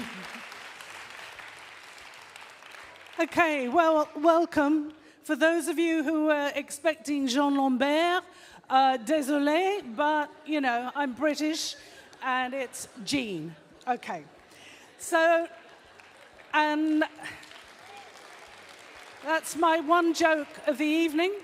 And I've said before, people will know that when I get one of these microphones, I'm tempted to sing, but no, that's fine. I won't inflict that on you, but I do have happy memories of a karaoke evening in Nagasaki some years ago, but I'll share that over a drink. So, as I say, this session, and apologies we're starting late, the earlier one overran. It's the Greens, what else do we expect? It's a real privilege to do this. And I've been asked to do it not quite as a chat show, but almost that sort of way, with our 4 amazing candidates for the lead candidate positions for the European elections, running from the 6th to the 9th of June this year. I'll be introducing them in a moment, but I was also asked to say a bit about why this lead candidate, Spitzenkandidat, is important. And it was basically to try and make more of a link between voters in the European Union and the EU citizens outside it, and the person who would actually be running the Commission. To actually have more transparency in the system, to have more of a voter choice, and hopefully people feeling more linked to the different political parties. And the Greens were very keen on this from the very beginning. We've always supported it, and that's why we're moving on it again now. And we wanted it to be a transparent, democratic process, which is why there's a vote on it tomorrow, as the delegations will know.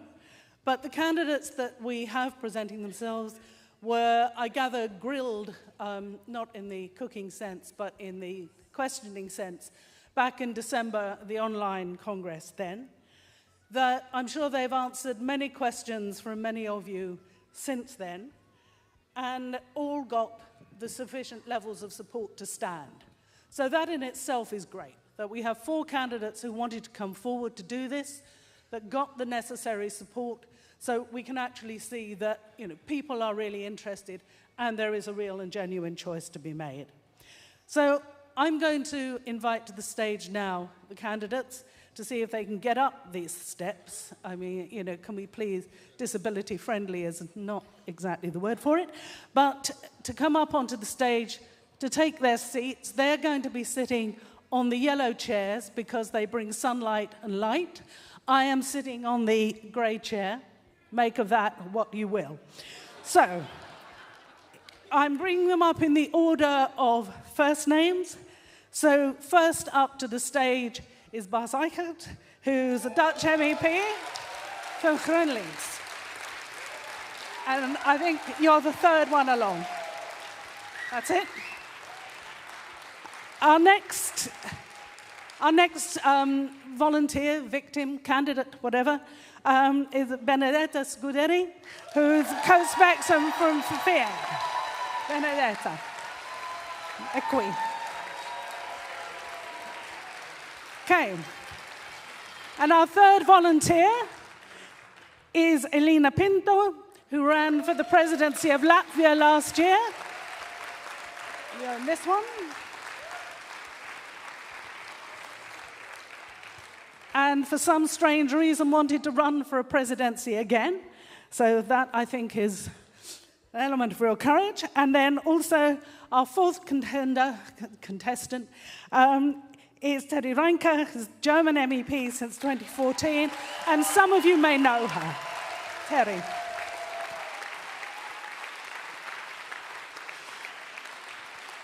Okay, so this is a gentle questioning because I've been reminded that we have press in the room and that, you know, but on the other hand, we have real candidates here. This is real intelligence, not artificial intelligence. So we are not going to have 4 copy-paste answers for every question from people because there's a variety and that's what we want to hear. And hopefully we get some personal takes as well on the sort of questions that I've been asked to put forward. So we're going to start with the scenario. You're used to this from job interviews. Okay, it's day 1 at the Commission. You're in charge, you know.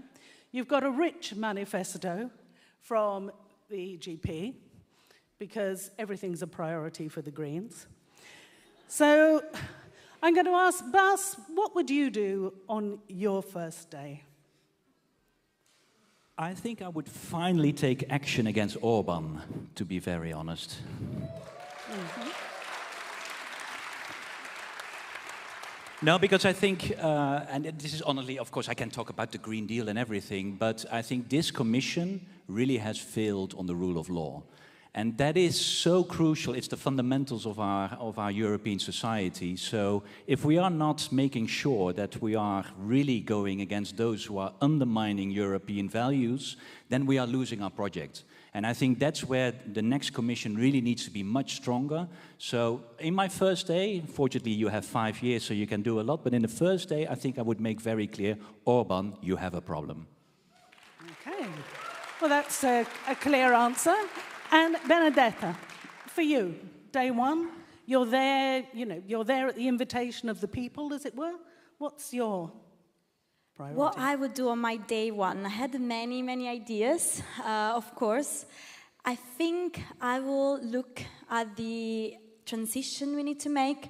I will understand where we need to take the money, and I will start making a plan for taxing the richest 1%, because we need the money for the transition, we have the money for the transition, and it's unbelievable that in our Europe, the people are getting richer and richer, while we are forcing people to get into austerity, and to cut on primary goods, to cut on primary services, to cut on infrastructure, and to cut on our possibility of transition as a young person, on my possibility of having a future, of having a job, while the people are getting richer and richer. So I want to get the money from them straight away and then start planning with those money. Okay. Well, and Elina, day 1, what's the first thing you want to do? Well, for me, Europe is a project of generations, of generational solidarity, and it's only together with the people that have laid the foundations of our European freedoms and the youth that we can build Europe that we need, the greener, the more just and more inclusive Europe. So on my first day, well, I'll call Benedetta, I want to include youth in our decision making. So I would make vote 16 as the general law in across the EU. We would need the youth voices in. And in order to pay tribute to the generations before, I think we also need to step up on our social security framework. We need also to ensure that there is a common European reference point for decent minimum pension as well, to make sure that the green project benefits the generations from before and empowers the generations to come. Wow. See, I said, you know, Greens are not short of ideas. So, Terry, are you adding a fourth one then? You're used with the Green Group in the European Parliament to bring different groupings and ideas together. What's yours? Well, maybe this is a surprising answer, but I think especially looking at what is happening in Europe right now, what I would do on the first day, because this is something where the Commission has really failed over the past years, millions of people in Europe, the planet and the climate, is to propose a completely new common agricultural policy. We need to turn around. What we are seeing right now in the streets, you know, people being riled up against green ideas, against climate protection, against biodiversity protection, this is not something that we should go against. These are people that have a fundamental problem. A lot of farmers cannot live off what they are producing anymore. And this is not something that just randomly happened. It's the consequence of wrong political choices that have been taken. So I would probably, on day one, start discussing about how we can have a new common agricultural policy, because this is the change that Europe needs. Well, as you can see, we've already got a range of things to do on day one, but as has been said, you know, there's hopefully 5 years for a commission. And as we were hearing early on today in many of the excellent speeches that we've heard, you know, when you think back to the last elections in 2019 and look at the 5 years since, you know, the multiple crises that we now have. You know, we've got the ecological breakdown, we've had the pandemic, we've got the cost of living, we have war in European territory, conflict in the Middle East.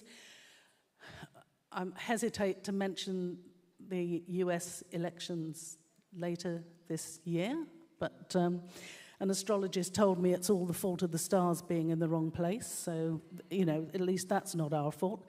But, you know, when you look at what's happening in the world, I think a lot of people just actually want to hide under the duvet. They don't want to get out there, they don't know how to face things. So what is it on a personal level that gives you the courage, the motivation to actually go forward, you know, with this campaign and really work for a difference? Alina, what is it for you that really, you know, makes you sort of feel you get up in the morning and want to do this? Really, on a very personal level, it's I'm thinking about my children, my 3 kids that they share. They have roots in Latvia, in Portugal. We've been living in Germany and in Luxembourg. When they're being asked where they're from, they say they're Europeans. And I believe that this is the beauty of the European project that we all need to defend.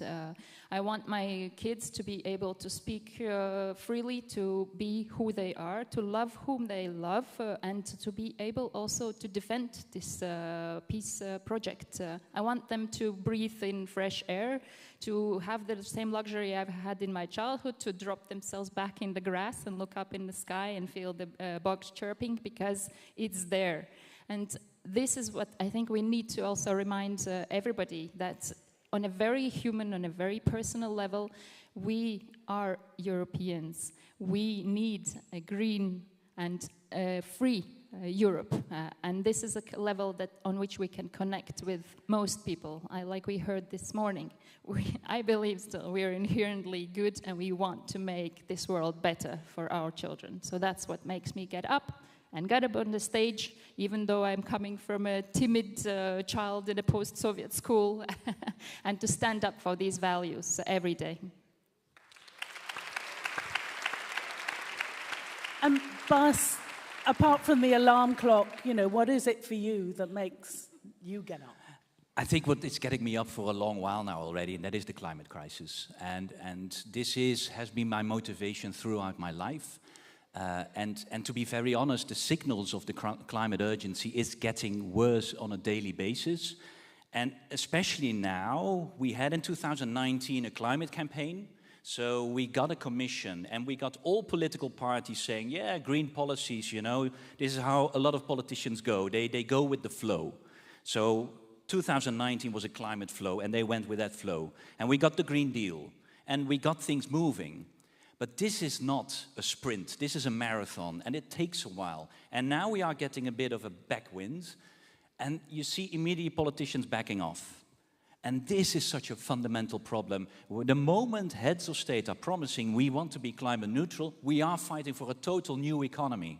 And that total new economy is not built in 5 years. That takes a longer breath.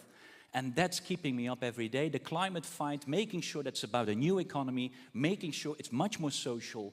That's exactly what brings me every day to the table. And I think I will do that until the end. Well, Terry, you know, what is it that motivates you to feel that, yeah, this is something I really want to do? Obviously, what Elina and Bas said, but to me, courage is not something that happens individually. For me, courage is a very collective experience, and I must say, I'm sorry if this is going off script. It is so fucking fantastic to see so many Greens in this room here. I was dreaming about having this Congress, and it's so great that we are so many, that this is such a big Congress, and it really, already this gives me a lot of courage that we can really rock this campaign. But maybe lately you have been watching the news. What gives me a lot of courage right now is that thousands, hundreds of thousands, millions of people are taking to the streets in Germany. 300,000 in Berlin, 200,000 in Munich, 150,000 in Hamburg. Some of these demonstrations actually had to be, they had to take a break because there were too many people joining. But it's not only in big cities, it's also in smaller cities. People taking to the streets against the far right, against the rise of fascism. And I think that this is something that can give us so much hope, that can give us so much courage, because the times in the last month, I don't know how you feel about it, they could sometimes feel quite rough. Bas has been talking about the attack on the Green Deal. We also saw a lot of laws, a lot of proposals that were going against human rights, that were going against rule of law being adopted all across the European Union, more and more governments between the conservatives and the far right. And finally, people are standing up. And I think this can give us the energy and the courage to fight in this election campaign. We can turn this trend around. And this gives me personally courage, but I also hope that it gives you courage to see these fantastic pictures of so many people all across Germany taking to the street. Yeah, I think that for many of us, this feeling about a fight back in different countries has been something that's, really made you feel that it's not just one-way traffic. But for Benedetta, is it the same for you or something else? It is the same on everything that's been said. Of course, I get the edge of the climate crisis. I get the edge by looking at my nephews. And that's actually what brought me into politics. The thought that I wanted to give them a planet that they deserve, and the thought that they're not going to have it, that really, really scared me. But I would divide into what gets me into doing things, which is my anger and my frustration, and the fact that I see my government, people like Salvini, that don't understand anything, and they're still there and they're saying the most horrible things, and we cannot do anything against it unless we are in politics. And if we don't do it, who will do it? Elina just told me when we were sitting. I know we would take a lot of hate. As a young woman going on TV, you don't understand how much hate I take. And sometimes I'm like, why do I do it? Why do I waste my time for this? Because of this anger. But then you have the courage? Where does this courage come? Where are you brave to do this? Because it requires a lot of courage to go in front of them and shout at them and talk to them and trying to make your point across. And the courage is coming from a 16 years old that once saw me in my hometown and told me, "Oh my gosh, Benny, you really empower me. I want to start doing politics." And in my hometown, people don't do politics. Like, it's really, really far away. And this person came to me and said, "You're empowering me." And that happens to me in FYG. That happens to me a lot. So if I have the privilege to be able to do this, to be able to speak up, to be able to empower young people, and not only young people around, to mobilize, then I find my courage and I'm brave enough to go there and do politics.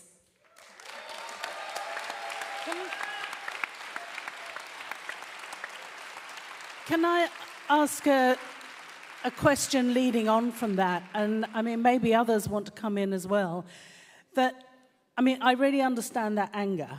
I mean, you know, I'm in the UK. And that feeling of, you know, how do you channel your anger without actually making the situation worse? How do you manage that sort of balance? You know, because it's really, some of you may have heard me say this before, but when I've done sort of various platforms or whatever, my husband will say to me before I go, "You're not to hit anybody," okay? Because he knows I get angry. So how do you manage to keep that anger sort of channeled and effective? I wish I did somewhat therapy session before coming here. Sorry. just tell me about, you know, how you feel. Thank you, Jean. Thank you for your question. So I think in my personal case, I channel it into passion and enthusiasm and energy. And this is also like a problem sometimes, because I am this, this young person full of passion, full of energy. It's like sometimes it's looked as a bad thing, and I thought for a long time that was a bad thing, and I was trying to, push myself back. And that is actually my power. That is actually the thing I have more. And this is coming from my anger. So if you keep your anger into just shouting at people or doing what the far right is doing and create hate, then that anger is not channeled positively, and it's definitely not channeled into an ecological way. We need to go away from that, and we need to channel that anger to have the energy, the passion, the enthusiasm to talk to every single person and to show them and understand together with them what the green transition means. And also when they are shouting at you because you don't understand, we know better, you can use the anger and make it into patience, because you know that you will not be angry anymore if you actually manage to convince something, if you actually manage to take someone on board. So the anger should be channeled into energy and passion for doing this campaign, but in general, to do everything we do in our green politics. Did you want to come in, Helena? Because this is an interesting question you have raised, Jean, actually, about emotion in politics. And we as Greens, we take pride in our policies being factual, in being based on science, and we're holding on to this as the sound basis for the policies we propose. At the same time, we see that we need to bring in more emotion in how we speak to people in order to connect. And I don't talk about anger here. I talk about the compassion, about our hope for a future that is the one that we can all share. I remember when 20 years ago, when Latvia, along with other countries, joined the EU, the moment of the vote for or against joining the EU, it was totally dominated by emotion. These were two sentiments. One was fear, the fear to fall into the Russia's influence sphere, and the other was hope, the hope for the more justice, hope for more well-being, hope for new opportunities. And we have to be able to embrace this feeling of hope. There are too many politicians and political parties out there manipulating with anger, with hate and fear. And we are the ones that can embrace this message of hope, but not a hope as a utopian dream, but as a pragmatic choice and as the right choice. Thank you. And Basa, I mean, you, as we know, you work a lot on climate policy, which can sometimes feel almost hopeless. So, you know, how do you counter that? Because the reality is pretty bleak. Well, I have my moments where I am. Then I just play some music, which some people might find awful here in the room, but it helps with me. So that's no. But I think, and this is, I think, what I love about the Green family is every one of us, we want something to achieve in politics, and I see too many colleagues who just get into politics, and then if you then ask why did you go into politics, and you don't get an answer. And then they say, and how do you decide on what do you want? They quite often, yeah, but the people don't want it. The most annoying argument in a political debate is that people say, no, but the people don't want it. That's not true. People want to understand where we're going, where your passion lies, how you do that. And I think that's really what is uniting all of us, what is uniting all the Greens. We have a passion, we have a vision, we know where we want to go to, and we're willing to fight for that. Sometimes we win, sometimes we lose. I have my bad days, but I have quite often also the days where I feel like, and now we got them, and now we're changing something, and those little changes will have a big impact for the longer term and for the world. And that makes European green policy making so brilliant, and that, you know, that anger, that passion, bring it on.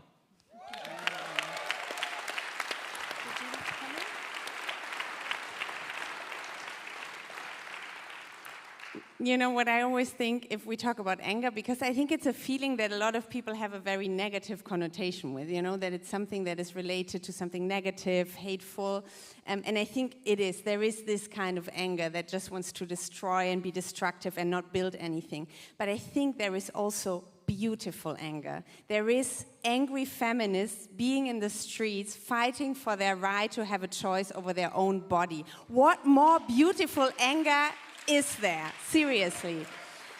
We have situations where we can clearly see that also the mobilization that we took from people, and you know what, I'm not denying, you know, there are a lot of people who have a right to be angry, you know. If you are if you are working your ass off and you are not being paid properly, you are struggling at every end of the month, I can understand why people get angry at that.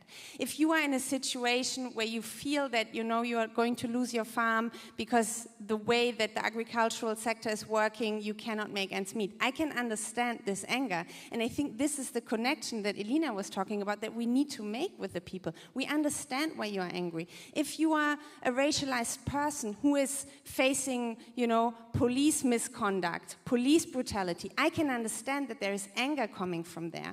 The question is, how do we go from there? And for me, what we have done and what we have proven also over the past month is that if we turn this anger into something positive, it's a superpower. And we have seen that in Spain, where really a lot of people thought the conservatives together with the far right is going to get into government. Well, they didn't. The progressives won. Look at Poland. I have been working on Poland for many years now.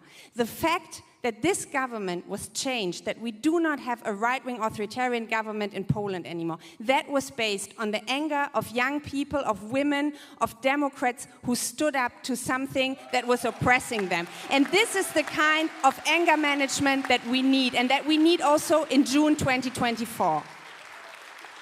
Okay, so, I mean, we're seeing at the moment, you know, this huge sort of campaign, and I mean, in many respects, it's a real organized campaign against a lot of the things that the Greens would stand for. I mean, as Melanie was saying today, pointing the Greens as the problem, even though, you know, well, I'll let you finish the sentence maybe. But okay, so part of the solution then is how you work with that anger. But are there other ways in which we can or even should get engaged in this sort of this fight? How do we fight back against this organized sort of almost attempt to destroy what we are and what we stand for? No, yes, maybe I'll start then. But yeah, sorry, I should have. No, but I think indeed there is now a huge attack on basically where we Greens stand for. And that is an inclusive society, a future economy. We want to really change our economy. We are here, I mean, the blame is on everything that is from outside or is a minority. That's now really what's being attacked.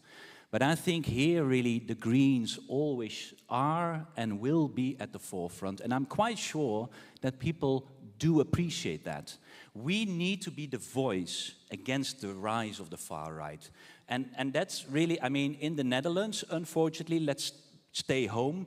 We had elections in November where this blonde guy became the biggest. And that was really, really a terrible news that we had to bring to the rest of Europe.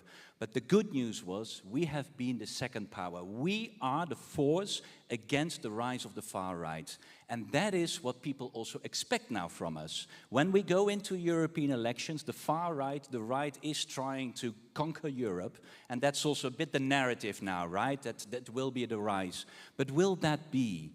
I think these elections might be much more surprising than some of the people think now, because there is a lot of people that do not want a Europe that is excluding each other, that don't want a Europe that is fragmented, while in America probably a lunatic will be elected, and in Russia you have a dictator using the gas pipe to blackmail us.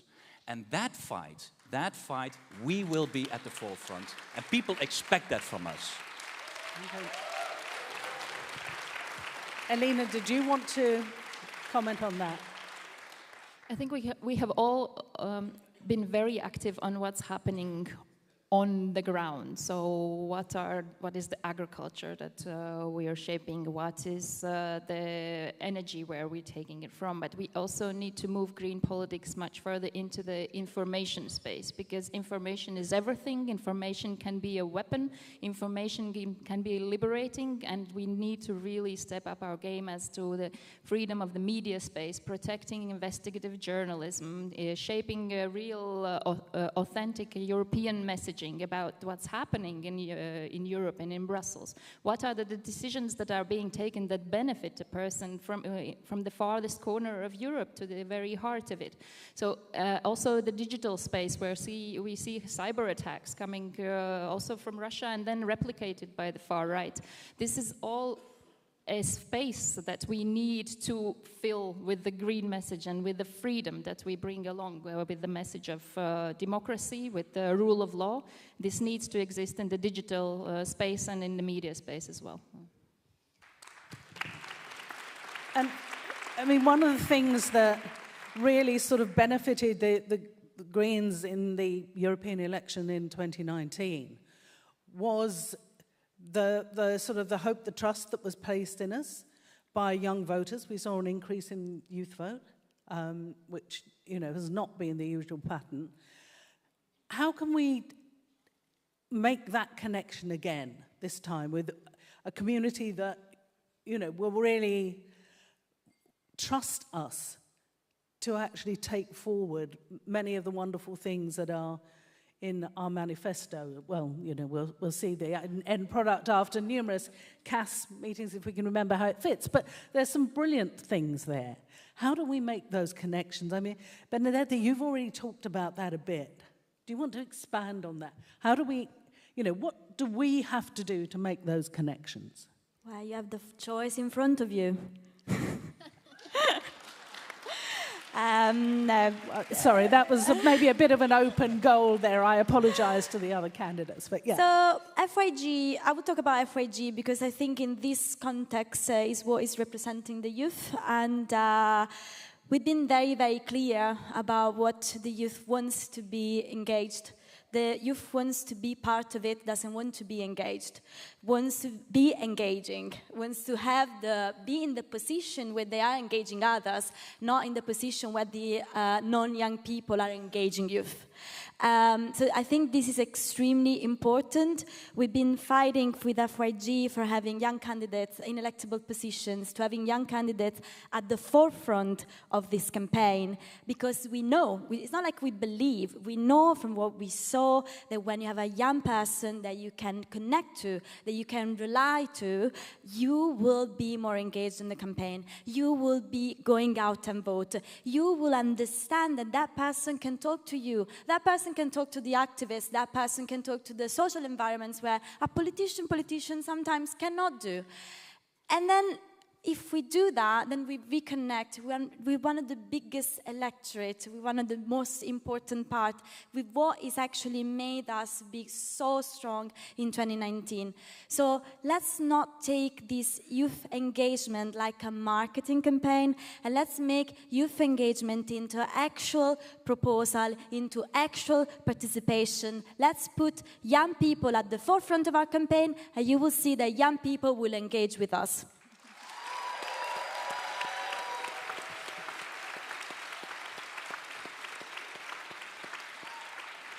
I'm now feeling even older than I felt at the start. But I think the issue there about a genuine engagement rather than, as you say, a marketing campaign, sort of really carries weight.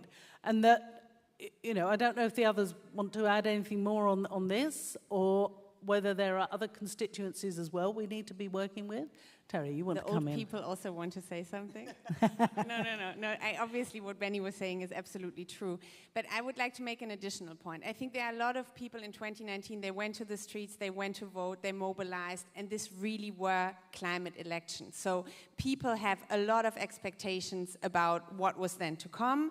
I think these expectations were not met 100%, but I think you can say that something really changed. And I was in the European Parliament in the legislature before, and I hope Bas is not going to correct me, but what was possible in this legislature was unthinkable in the legislature before. And that was because of the mobilization of the young people, the Fridays for Future activists that went to the streets.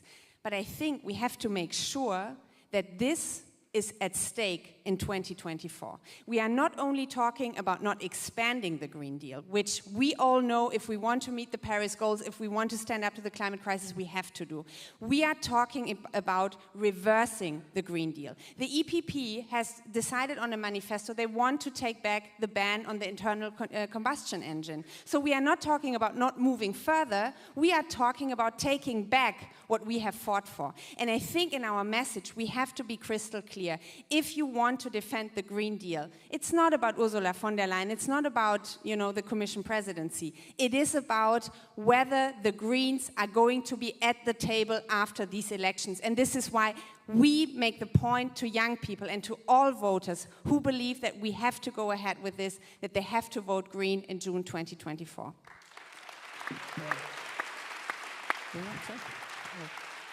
Yeah. No, and I think just adding on, I think you see already, right? We do agree a lot on these topics, because I think what also, that's at least a good thing, isn't it? If you would have, it's amazing. No, but I think what will be very different in 2024 as well is that there is more economic uncertainty. And the increasing inequalities that we are seeing in our society, and on top of that, the fear that there will be less room for investments that are so badly needed for our entire society, not only the green economy, but also for the inequalities in our society, we need a massive investment program. And at this moment, you see that I would say the mainstream politicians are almost falling back again in this old habit of austerity is looming again. And let me be very clear, austerity is profiting the far right. Everywhere where austerity hit our societies, the far right has been increasing. And this is the danger.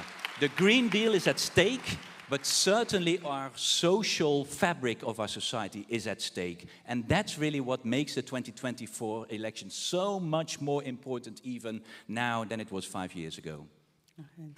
Thank you. Yeah, Elena, did you want to pick up on? It's hard to come in after this, but actually it was on a similar line of thought as you, Bas, because I was thinking back to also my country is one of those where actually the policies of austerity, the mistakes that were made, they emptied out the whole regions of future prospects for youth, of people that are now have moved abroad, and there is no, we cannot reach the young people anymore because those that are there, they have lost hope. They sort of disappeared in this cloud of apathy, and and I'm really worried about that. I'm not so worried about the very feisty activists that we see. I mean, I've been one. We will make it, you know. But there is this growing gap and of indifference, of loss of hope, loss of confidence in your own voice and in capacity to make change. And this is where we need to go further. We need to go back to the peripheries. We need to go back and empower actually young people to believe that they can make a difference. And I'll be going out there to small villages. It's not just about capitals. I did it when I was bidding for the president of Latvia, and I saw that this can make a difference. Talking to the person, to the young person back there in the middle of the nowhere, and telling you matter. And we will bring all of you with us in this common project for Europe. Thank you. We'd said that for this session, or the planning for it, was that rather than just have a series of speeches, you know, we'd let people sit down for a start and, you know, sort of maybe answer a bit more broadly. But, you know, we thought it was also only right, and people wanted to make closing statements. Sort of a 3-minute closing statement was what I was told. Okay, everybody's sitting here. You can't see it, but there is a 3-minute countdown here. All right? I'm not saying what happens if you overrun the 3 minutes, because don't make threats you can't carry out. But, okay, so, no, it's not an invitation to test it, because, of course, one of the skills that we're looking for in in this is people who can actually keep to time, be succinct, have an impact in the few seconds that we're ever allowed on the media in various places, particularly in connection with the European elections. So, let's do the closing statements in the order that people came up on the stage, if we can remember that. So that was Bas, Benedetta, Elena, and Terry. So Bas, would you like to give us 3 minutes from the comfort of your chair about why you are the person we should be voting for? So then the mic needs to work, of course. Yeah. There goes my time already. 2024 will be an uphill campaign, but we Greens, we are good in that. You know, we have always taken the rough road, and we are good in that. The theme is courage. And I just want to say something on the agriculture system, because that's a very great example how our future campaign will look like in June 2024. We will be attacked that the problems that we are seeing now, it's because of green policies, it's because of Greens. But we all know who have made the current common agriculture policies. It was the right and it was the Conservatives. Who has been fighting for that 80% of the agriculture money is going to the 20% biggest farmers. The inequalities in our farming system are because of our agriculture system. And that's not what the Christian Democrats are telling you. That's not what the Conservatives are telling you. They pretend it's the green policies that it's the problem. The problem is that our farmers don't have a good living. They can't earn enough money from the practices they are doing. And that's because a cap system is just promoting more large-scale farming. Then Macron thinks, I help you by allowing you to poison yourself for a longer period, as if that is helping any farmer. They are bringing false solutions. And we Greens have the courage. We have the courage to stand with them, to go against the tide and to stand for our green policies and stick to it. We did it 5 years ago, 10 years ago. It doesn't matter on which wave there is. We will always be consistent and fighting for an equal society where also our farmers can have an honest earning and at the same time deliver better on our environment. That's our fight. That's what we're consistent about. And that's what I will bring also to your campaign. I will bring that passion. I hope I bring some knowledge, who knows? But I will mainly bring this passion, and I love to travel around. I did it in 2019. I love to do that again, because these elections, yes, they might be tougher, but they will be fun. And we are going to beat the polls.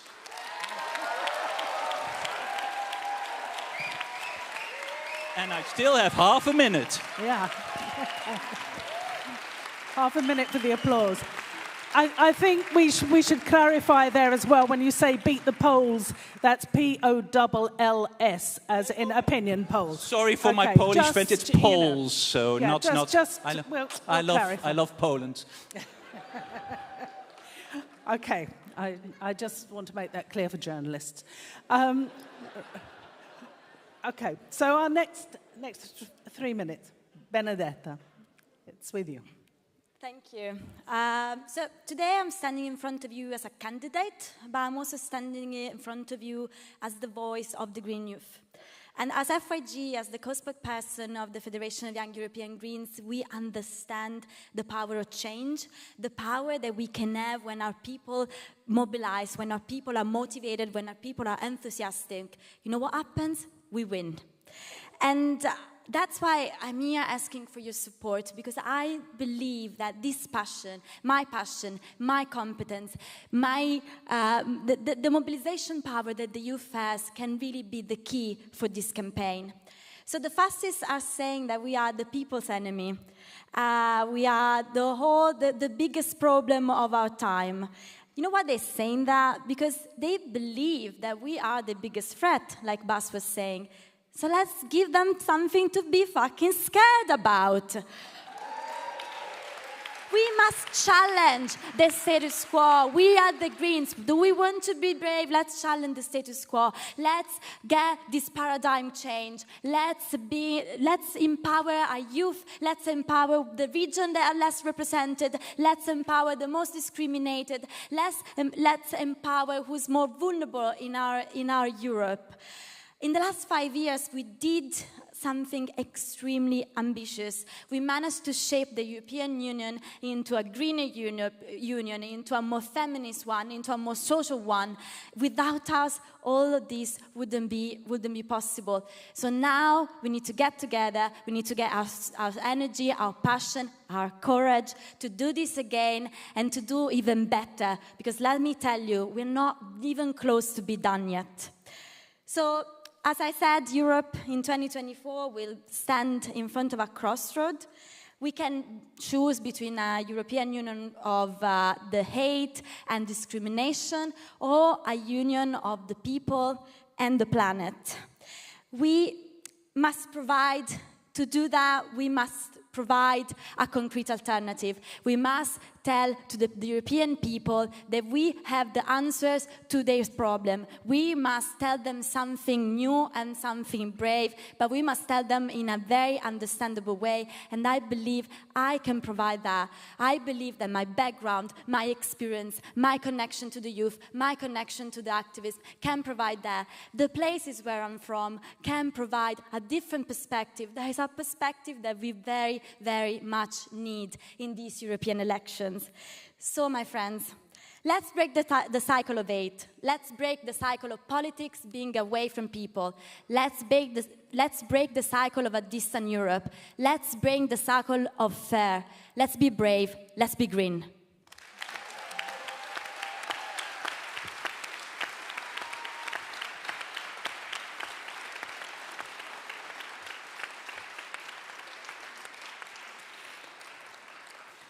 Okay, just to say that the timing did go a bit red, but it was, depends when you start looking. Anyway, I think it was okay. Yeah, I'm not president of the European Parliament. So-and-so's never voted for me to do that. They didn't want. Anyway, that's another story. We've got a lot of stories. Okay, so, Elena. So my Baltic temperament cannot compete with the South, but we can be complementary, right? I wanted to come back to courage. We have all agreed that Europe needs the courage to change. But for me, being part of this family, it has also changed what courage is. So when I was learning to sail, I thought that courage was to weather a sudden storm. And actually now I know that the biggest courage is to heal the wounds that we have inflicted on our planet to prevent further extreme weather events. When I went to work in places like Afghanistan, I thought that courage, it was going to the war zone. And now I actually know that the biggest courage is to do whatever it takes to make peace. And really credits to our Ukrainian colleagues here in the room, whom we all need to stand up for as long as it takes and whatever it takes.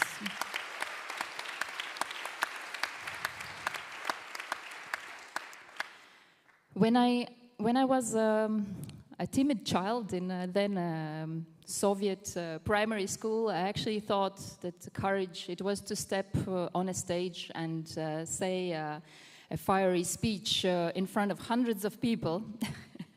And now I actually know that the real courage, the biggest courage, is to stand by somebody firm when they're being bullied or cheated in silence. It's also to stretch out a helping hand to somebody who is angry, and often angry at you because you're asking them to make the change that is unwanted or uncomfortable. And this change in what courage means, it shows also that I'm ready to bring this message to all of those that need to understand the biggest courage stands with us, with the Greens. Our tasks are not going to be easy. We know that the green policies we have enacted, they're about to bear real results, but they're not being felt by everybody yet. But we cannot stop midway. And I want to mention the First Lady of Ukraine, Olena Zelenskaya. She said yesterday in Riga that you cannot stop midway when you're fighting a raging fire. And this stands true for our fight against Russia's aggression to Ukraine. This stands true also about our fight against climate change. We cannot stop midway.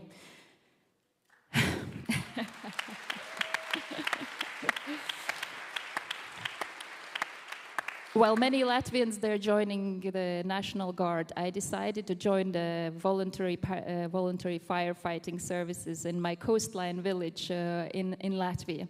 And I know that when we're facing this uphill battle, when we are faced with the question of whether we will stop, what we need to make everybody aware of the dangers, we need to help those that are in need, and we need also to step up, and we need to deliver and bring in all the forces from the flanks. We will need to do this, bring in people with us and empower our voices. I'm there, I'm ready to do this with you from east to south, from north to west. I'm there as a European, as a Green. Let's go for it. Another one. He did the same as you. Okay, thank you very much. Another one, a little long, but then this is, we can work with that. And a tribute to Ukraine. Yes, this is true. Good politician, eh?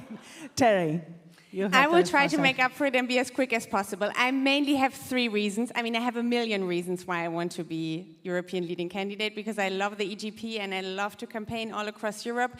But I think for me, three reasons are really the striking ones. The first one is that we have to defend the Green Deal, because we know that the Green Deal is under attack, and we are the only political force that can make sure that we are not only going to move back, but that we are going to move forward on the Green Deal. We know that climate change is not something that is happening in a distant future. Climate change is happening now. We see the droughts, we see the floodings, we see the forest fires. They are happening now, and we have to stand up to this for the planet, but also for the people who are already suffering from this today. And because we know You can clap to that. I don't have time. Sorry. No, I'm sorry. That was too harsh. But I also believe that climate policy, and we have to make sure that this is clear in the campaign, is security policy. We know that a good Green Deal is going to make us more independent from people like Vladimir Putin. I come from a country that has made a lot of mistakes in becoming too dependent on cheap Russian gas. We can never fall back into that trap. And for that, we need a strong European Green Deal. And lastly,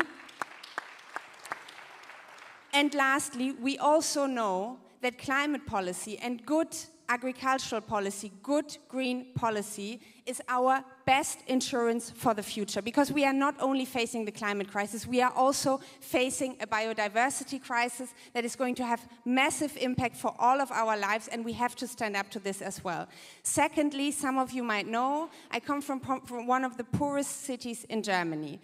Gelsenkirchen, it's a wonderful city. If you ever have the chance to come, do come. It's a great place. But we are struggling because of a change in industry. We have a lot of poverty. We have a lot of long-term unemployment. And I want people who are struggling to see Greens as a political force that is there for them, a political force that they can trust. So I want us to fight for a better taxation system in Europe that is fairer than what we have today. I want us to fight for minimum social standards, for a minimum income directive. I want us to fight for better working conditions for everyone. And I want us to be the leading force in social policies on the European level. And thirdly, yes, I think that deserves an applause. And thirdly, and I think a lot of you share this, sometimes when I look around, I'm actually scared. I'm a queer woman in a binational relationship. I see what is happening in Italy with lesbian mothers being erased from their parents' birth certificates. I see the hatred that is being spread by the far right. And I also see the internal threat to democracy in the European Union.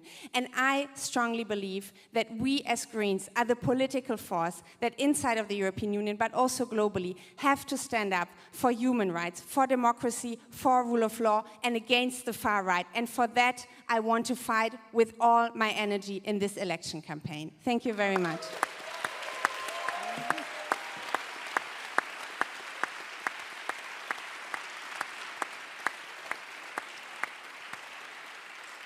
Okay, well, I think those who are voting on this will have a very difficult choice, because I think what we've heard from all four of our candidates today shows that any of them would be great to actually hold these positions as our lead candidates. So I think they've given us insight, they've given us humor, they've given us great thought, and, luckily also a degree of overlap, which is always slightly reassuring for a political party. It's a good sign. It's a good sign, overlap, but not yes. As I say, not the artificial intelligence, genuine intelligence. So the vote is tomorrow.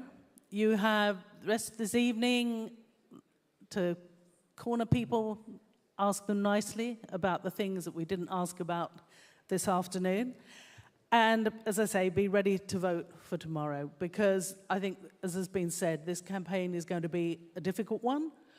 All of us have a role in it, because even countries such as mine, we have a lot still of EU nationals living in the UK who are entitled to vote, and therefore it's our responsibility as well to try and maximise the green vote in every way, legal way possible for this election.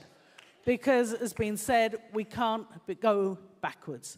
So therefore, it's our responsibility to take this forward. But thank you for your attention, and please say thank you to our wonderful candidates for their work.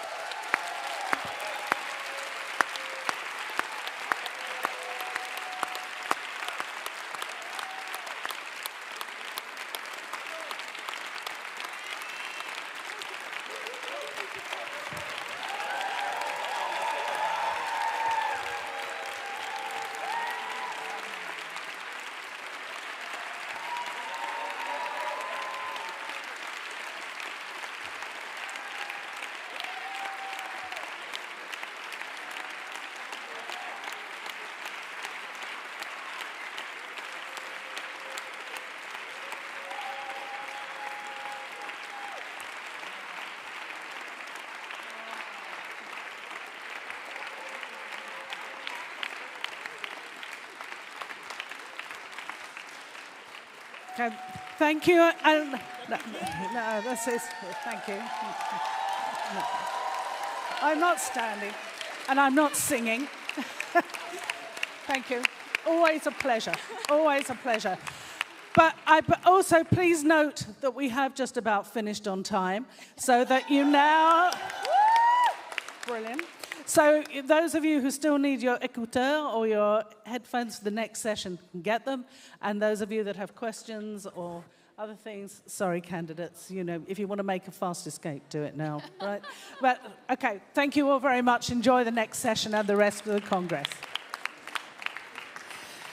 Thank you, Jean, for being the perfect moderator for this session. And best of luck to